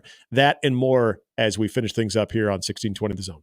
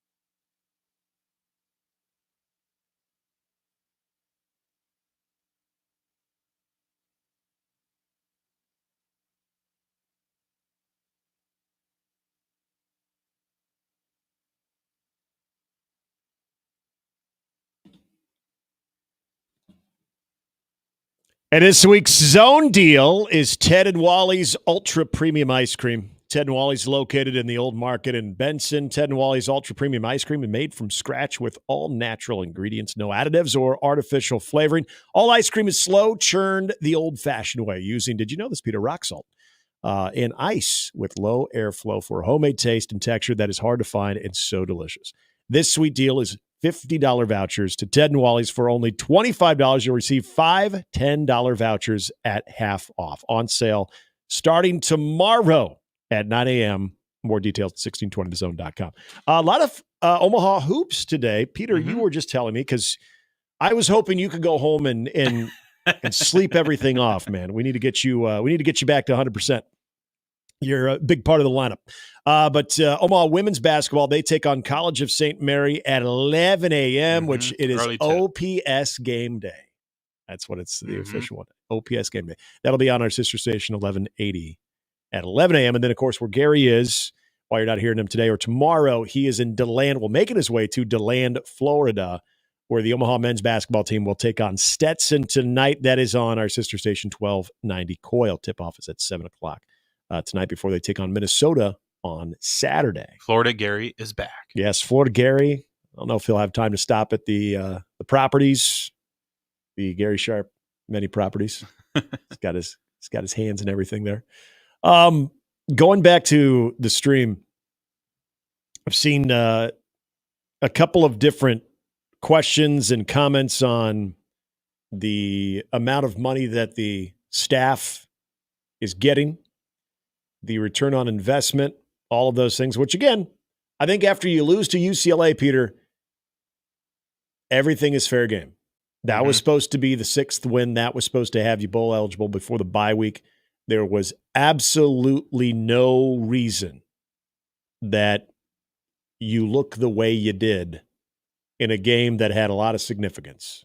Nebraska screwed the pooch. I mean, that's all there is to it. And so when that happens in a very important second year with the new coaching staff, when you're trying to not only build your culture, which I think they've done a good job of that, but you're also trying to get the wins to accompany and start to build a winning culture too. Like Matt Rule said, that was a major missed opportunity. And then some of the actions that have followed, where now you have a couple of new people on staff, that I think it's makes a lot of sense that people will start looking at the dollars and cents of it, the ROI, all of those things. Not saying I agree with all of the takes, but I get the questions. I get why people are bringing it up. My biggest question is, what can we expect the Dana Hogerson impact to be immediately? Because I think we're going to have plenty of time to talk about the long-term effect, because I do feel Dana Hogerson is going to be part of the long-term plan. Okay, the Phil Snow thing, that's why I say that the two are completely different as far as what their role or what they're being asked to do will change. I don't believe Phil Snow is going to be a permanent member of the staff greater than the role that he is in right now. I think there is something going on there with the secondary for Nebraska, and maybe this is John Butler still getting familiar with Tony White and a lot of those different things. But I think this is more of a, what are you seeing? And I also think that Tony White, who is very comfortable in his own skin, I think he's a very confident man, and he should be, because I think even with the performance that we saw against UCLA and the performance we saw against Indiana, that still remains to be the strength of this football team. So in my opinion is there a way that you can, if the defense has somewhat of a down day, that you can expect more out of the offense? And I know that sounds crazy to think. Something was brought up that Sip talked about, of Hogerson being a very aggressive, overall an aggressive personality. Wants to have his hands in a lot of stuff. Could very well want to come right into Lincoln and start calling plays. I think that is unrealistic, to be truthful. I'd agree. I think it'd be, and I think that'd be a tough sell to the players too. I think right now this offense, it's a little too abrupt. I agree. And I think at this point, this offense is fragile as it is. I think they need to go up to the line of scrimmage for every play feeling pretty confident of what they're doing. Now, I know that sounds crazy. Like, well, how the hell are they going to feel confident? They can't. I get that. And who knows? Maybe I'm completely off on this. Maybe Hogerson can strike some type of chord that can exude confidence amongst that group. I don't know. I think he's going to be looking at a lot of different things. I think he will be on the field during practices, but I think he's going to be looking at a lot of different things, providing some input. And then I think at the end of each practice, when he is meeting with the offensive staff and Matt Rule, I think there are going to be a lot of takeaways that he has of saying, I think we need to implement this. I think we need to put These things are what we do very, very well. And one of those things I think is missing right now, Peter, and going back to the history of Dana Hogerson. Now, Gary brought up something yesterday that I think is interesting, but this isn't where I'm going to go. He brought up that Dana Hogerson is very creative with run plays. And I think a lot of people would be very, very excited, including Matt Rule, if you could jar something loose there. So that's something to watch. Not saying Gary's wrong, but I that's not where I want to go. I want to go to the quick passing game. And I'm not talking about the quick passing game to the horizontal passing game. I'm talking about how a lot of teams, and I'll go back to the Illinois game, and even to an extent when Northern Iowa was having success against Nebraska's defense because they knew Nebraska was going to pressure the crap out of them, that they understood the only way to survive and to keep the sticks moving is to quick pass the crap out of Nebraska. A lot of RPO, but also bang, bang, bang. Just getting the ball out quickly before defense can even establish any type of a lot of pursuit. slants. Yep. And you said another key one there too. Instead of seeing a lot of those, the tunnel screens and trying to set up the blocking on the perimeter to be able to utilize, because we know teams want to zero blitz Nebraska. They want to come after Nebraska, being able to utilize having that space that is going to be vacated and finding something that is, I think, still pretty basic of just a slant, but when you can catch the ball, turn it upfield because there's not a lot of protection there for the defense. I'm curious if you're going to see a little bit more of that. I'm curious if you're going to see some tempo. I have advocated for that for the last month now. This offense, less substituting, more tempo, get it, go, get in a rhythm. I am not high, and I've never said otherwise. I'm not high on this. Well, you might think I'm high sometimes. I'm not high on this offensive line. I have not been very high on this offensive line. But I think when they are at their best is when they are lathered up, when they are in rhythm, when there is a little bit of sense of urgency. The play ending, the stop, gather, huddle, get new personnel in, go back to the line of scrimmage, snapping the ball inside 15 to 10 seconds every play, I don't think suits this offense very well. Again, I'm not a coach. That's just my observation. But when I've seen them in a hurry-up mode with a sense of urgency, I feel like you string together some of your best plays. And I don't think that's a coincidence. I think that's what best suits this team. That's the number one thing about that UCLA game that drove me bonkers was the just complete lack of urgency from end of play to next play. And when they got that final score, it took scores. Forever. Oh my God. Yep. Just like, let's huddle up, let's talk, let's call an audible, let's talk. Change things at the line. Like, what are we like? We're down 2 touchdowns here. Just you gotta get into a rhythm. And the fact that you aren't in a rhythm in the fourth quarter speaks volumes. Yeah. I 100% agree. And I think those are subtle things, subtle changes that you can implement because they already have shown they can go tempo. They don't like to for whatever reason. I don't know why. I don't know either. I don't know this obsession of, other than the fact that they need all of a sudden, and this wasn't the case in the first 3 or 4 games, they need so many different personnel groupings that when they're bringing essentially line changes after each play, that it eliminates your ability to go tempo because then you got to allow the defense to sub as well. So they can't do that. That speaks volumes of your current personnel and who you trust and who you don't trust. I think you thought at the beginning of the season, you had guys that you could put in almost every play in every series and they were going to be able to execute what you needed them to execute. Clearly that's not the case. But this is where I hope that there can be some type of impact from Dana Hogerson, who likes to go quick as well, who likes tempo, who does like, yes, there's the air raid element, which I'm sorry, that ain't happening. But not, well, I shouldn't say ain't happening this year. But there is that element of wanting to do things in a timely manner, wanting to try to keep the defense on their toes by pushing the tempo, by pushing the issue. And I hope that is something that maybe, again, I don't know why they don't do it, but I hope that's something that is identified by your new consultant. And it's something that I think can energize this offense. Now, not to the tune of all of a sudden they're scoring 30 points per game, but doing enough to where they can be in a position where the defense just doesn't have to always have the answer. Where if they slip up from time to time as they have, that the offense can have their back. Maybe that's unrealistic too. Maybe that's wishful thinking.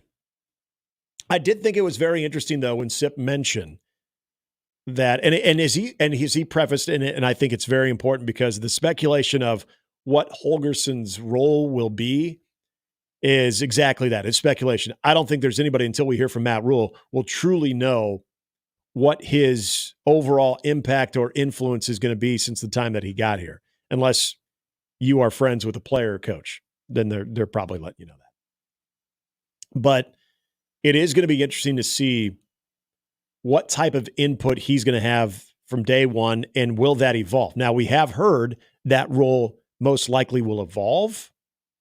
What does that mean? Does that mean this year? Does that mean from game 1 to game 2? Game 1, he's going to have a little bit more of a back seat, and then game 2, it's full go against Wisconsin at home. I don't know. It's all very interesting. But I do think there are, and I agree with Sip on this, I think there could be some plays or at least some sets that Nebraska lines up in where you're thinking, I wonder if that was a Hogerson idea. Mm-hmm. That looks a little different.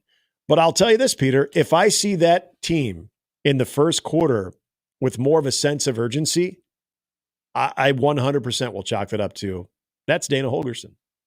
Because we've now seen enough games, 9 in particular now, 9 games where we've seen Nebraska go tempo very, very, very little, unless they're trying to get a quick score before halftime. That's some of the best times I've seen from Nebraska's offense when they are going tempo because they don't, the clock isn't their friend. Let's just pretend the clock isn't your friend the entire game. Let's go about it that way. Let's do it. I know it sounds easier Wouldn't said it be than done. nice? Wouldn't it be nice? Yeah. A lot of this conversation of this development on the staff, like the Phil Snow thing, maybe I'm completely overlooking that. To me, that is Matt Rule's old DC, old confidant, a guy that essentially retired after he was dismissed to Carolina. That, hey, you know what? We could use an extra set of eyes to see some of the things that we can tighten up defensively because we're getting a little leaky, especially in that secondary. And Tony's all good with this too. He's all about it, as opposed to, hey, Marcus, why don't you take this next playoff?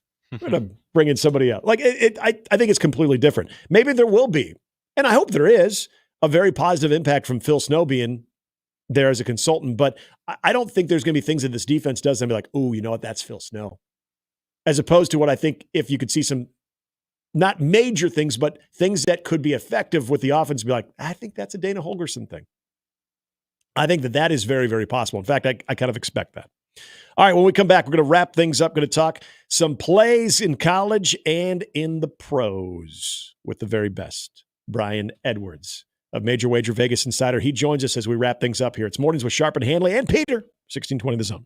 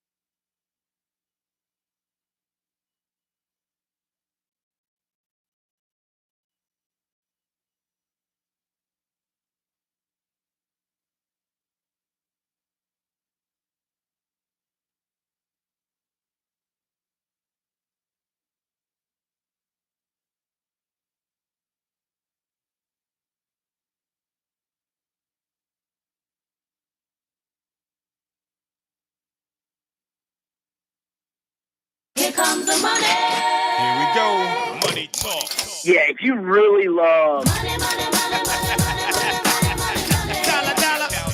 straight cash, homie. That's for the bookies. It's that time of the Thursday as we wrap up Mornings with Sharp and Handley, and we talk to the man, the myth, the legend of Major Wager and Vegas Insider, Brian Edwards, joining us here on the 42-degree hotline. What's up, Pete? What's happening, guys? Good morning. So my producer today, Peter, was informing me that there is a rumor, or at least the thought, that Billy Napier could come back. And I know you would have a thought or two if Billy Napier is the coach for the Florida Gators in the 2025 season. And I don't necessarily know if that's a positive thought coming from one Brian Edwards. No, it wouldn't. The University of Florida, right when Napier was hired, opened a football-only facility, one of the best in the country. It cost about $85 or million. Napier's staff is larger and paid more than any staff in Florida football history. He's been given everything he wants. Florida's never spent more money on football in every regard, facilities, coaches, etc. And yet, even with the portal and, whatever excuses he might have had left over from the Mullen tenure, which, all the Mullen guys that transferred elsewhere have balled out and are still balling out in a lot of cases. And yet he's 10-18 straight up against Power 5 competition. I say 5 instead of 4 because Oregon State was on the menu in 2022. So if that's what Florida's about, and if, we retain him and, then we obviously just don't care about football anymore, which maybe that might be the case. I don't know. We'll see. Apparently somebody in the thread also made a connection to us locally here, said, hey, we're the new Nebraska. We gotta lean into it. That one hurt too. So we feel you on that one. I know. Fun times for our teams right now. Let me tell you. I want to start off in this. First of all, the fact that these teams are a combined 13-4, I think is fantastic, but somewhat surprising. But the Washington Commanders hosting the Steelers, you have been riding high on the Commanders for really the last month, if not more. And they are laying a modest 2.5 at home against the Steelers. I'm assuming you're going to continue to ride the Washington Commanders. You are correct, and it's been more than a month. After I saw, even though they didn't cover, and I didn't bet on them, in fact, I'd only bet on Jaden Daniels' rushing yards prop to go over in their Week 1 loss at Tampa Bay. I saw enough from Daniels that day to know, he's going to be fantastic as a rookie. I'd already bet him to win Offensive Rookie of the Year at 8-1 odds going into the season, and I've bet them every game since Week 2. And they're 7-0-1 against the spread. Had the one push at the Ravens +7, lost by 7. They're undefeated straight up in ATS at home. And I think they continue to be undervalued by the odds makers despite a ridiculous run of success ATS-wise. I'm all over the Commanders again, minus 2.5, maybe 3 in a few books. Love the Commanders again. And another team I know you have been taking a lot, and I love this play. In fact, I'm also getting in on this one as well, the Lions and the Texans, with the Lions on the road, lane 3. I saw that move to 3.5 at one point. I think that's where it's at right now. But if this game was in Week 2, I would probably stay away from it. But just a banged-up receiving core, first and foremost, for the Texans, and just the way the Lions continue to play. Love the addition that they got on the defensive front as well. Lions got to be the play in this. Yes, I concur. I haven't been playing the Lions since Week 2, but I've had them a good month or so, 4 or 5 times. They've won 6 in a row, both straight up and ATS. 4 of those wins by double digits. They're the best team in the NFL.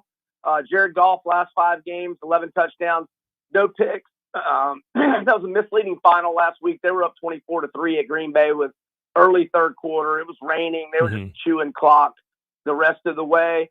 And, like you noted, early in the year, I had a lot more respect for Houston. Their O-line struggling. I'm not sure if Nico Collins is going to make it back this week. Obviously, Diggs is gone. They're 1-2, but straight up in ATS in their last 3. Their O-line can't protect Stroud. I love the Lions. I've got them in a reverse. If people aren't familiar, that's a 2-game parlay that pays 4-1. Or parlay them. But yeah, package Commanders and Lions together in some sort of parlay or reverse type deal.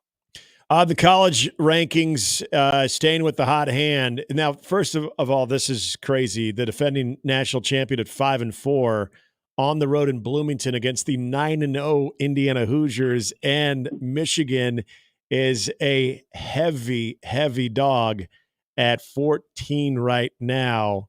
But God, Indiana, their point differential right now, right around 32 points. It seems like that number is probably accurate right now of what Indiana's laying at home. Yeah, I'm not as confident in Indiana this week, but I mean, they're just an automatic play for me. They're an absolute ATM machine. They are going for their 10th win for the first time in program history. In fact, they've only won 2 other times in 1943 and 1967. They had not trailed all season until the first quarter last week at Sparty when Michigan State jumped on them 10-0. All they did was rip off 47 unanswered after that. Curtis Rourke had been out for a game and a half with a thumb injury. Comes back, 4 touchdowns, no picks. He's now 19-3 TDI-INT ratio on the season. Michigan's lost 3 of its last 4, 1-4 ATS slump. All 4 losses this year by double digits. They're 0-2, but straight up in ATS on the road. And their star corner, Will Johnson, projected first-round pick, he's missed back-to-back games. And he and the other starting corner are questionable this week. Indiana, now it's up to 14.5 in a lot of books. I'd buy the half point to 14. Give me the Hoosiers again. Another interesting matchup in the SEC and another team that is bowl eligible that who would have thunk it at this point of the season in Vanderbilt. They host South Carolina. Now, obviously, South Carolina is a slight favorite in this one, but this could be the home team play, right? Yes, sir. So I made it a pick 'em. Both teams are playing outstanding, but South Carolina was off its open date last week and really gunning for that home game at night against Texas A&M, which was on fire and in a pretty tough spot off the LSU game. So I don't have anything bad to say about South Carolina, but I got a lot of good to say about Vandy. They've been an underdog 6 times. They're 6-0 against the spread with 4 outright wins. In their 3 losses this year, they lost by 3, 2 different times, once in OT, and they lost by 4. Diego Pavia is still Hugh Freeze's daddy. He's got a 15-3 TDI-INT ratio and 563 rushing yards and 4 rushing touchdowns. And I think it's a toss-up game. I'm going to buy the half point from Vandy plus 3.5 up to 4 and go with the Commodores again as underdogs. And I'm going to either parlay or reverse them with Indiana, just like I did last week. So Indiana and Vandy, my top college plays, and do some sort of combo with them, whether it's parlay or reverse, and do the same with the Lions and Commanders as well. I do want to ask you about Army, North Texas, because it could be Army as the play, but there's a caveat with this involving Bryson Daly. Yeah, one of my few losses last week was Army. Army was off its open date. Bryson Daly, 19 rushing touchdowns, 7-0 TDI-INT ratio. He was doing national interviews on ESPN all week long. No mention of an injury whatsoever. Nothing on the injury report. Probable, questionable, nothing of that sort. 2 hours before game time, Pete Hamill, Bryson Daly's out. So Army was one of my few losses last week. But it's Bucket said on Tuesday, it was either Monday or Tuesday, that he's questionable to probable, but I haven't bet him yet. But if I feel confident Saturday morning that he's playing and Army's -7 or fewer, right now they're -6, I'll take Army at North Texas. All right, before I let you go, Georgia Ole Miss is the game this weekend. It's a big one out there, especially for Ole Miss. That could potentially put them right back in the college football playoff mix. They are a home dog, as you would expect. I saw the injury. Are we up to 26 players for Ole Miss that are either questionable or out? And I think it was 26 total on the injury report. I think 3 to 5 of them were probable. Wow. But the ones that are doubtful and out, or what's the big deal? Henry Parrish, RB1, 670 rushing yards, 10 touchdowns. He's out. Running back 2, Matt Jones, he's out. He's doubtful. And Trey Harris is doubtful. Jordan Watkins is doubtful. Longtime starting center Caleb Warren is doubtful. I mean, Watkins is the third best receiver. Your top 2 running backs are out. Trey Harris is probably the best, best receiver in the country. 59 catches, 987 yards, 6 touchdowns. And he's doubtful, probably going to miss a third straight game. All that makes me lean Georgia, but I'm invested in the Ole Miss season win total over 9.5. But I also want either Lane Kiffin or Kirk Cignetti as my coach. So I'm all over the place on this game. I mean, I may add a Georgia money line bet as a bit of a hedge on with the injury situation. I lean Georgia. Yeah. So, we'll see what happens. You're riding the roller coaster. I get it. That's Brian Edwards. Big time roller coaster. MajorWager.com, Vegas Insider. Joining us every Thursday is Brian Edwards. Be appreciated as always, man. Good luck this weekend. Have a great weekend. You as well. Thanks, guys. It's good stuff there from Brian Edwards. Big thanks to all of our guests on the show today, including Sarah Baker Hansen, Steve Sipple, Nick Athen, and Brian Edwards. Radio replay up for you. Peter, big thank you to you as well. And I'm hoping you're feeling better. Get through that basketball game. Always happy to join. Yes, always happy to have you on. It'll be myself, John Schreiner, tomorrow, filling in for Gary, and Jimmy will be back as well. We look forward to talking to you then. The crossover is coming up next with Connor and Josh. Have a great rest of your Thursday. Enjoy the hoops. Enjoy the NFL football, little college games, all that happening. We'll talk about it all tomorrow as we have our final day of the bye week before we get into USC week. For Peter, I'm Nick. You've been listening to Mornings with Sharp and Handley and Peter here on 1620 The Zone.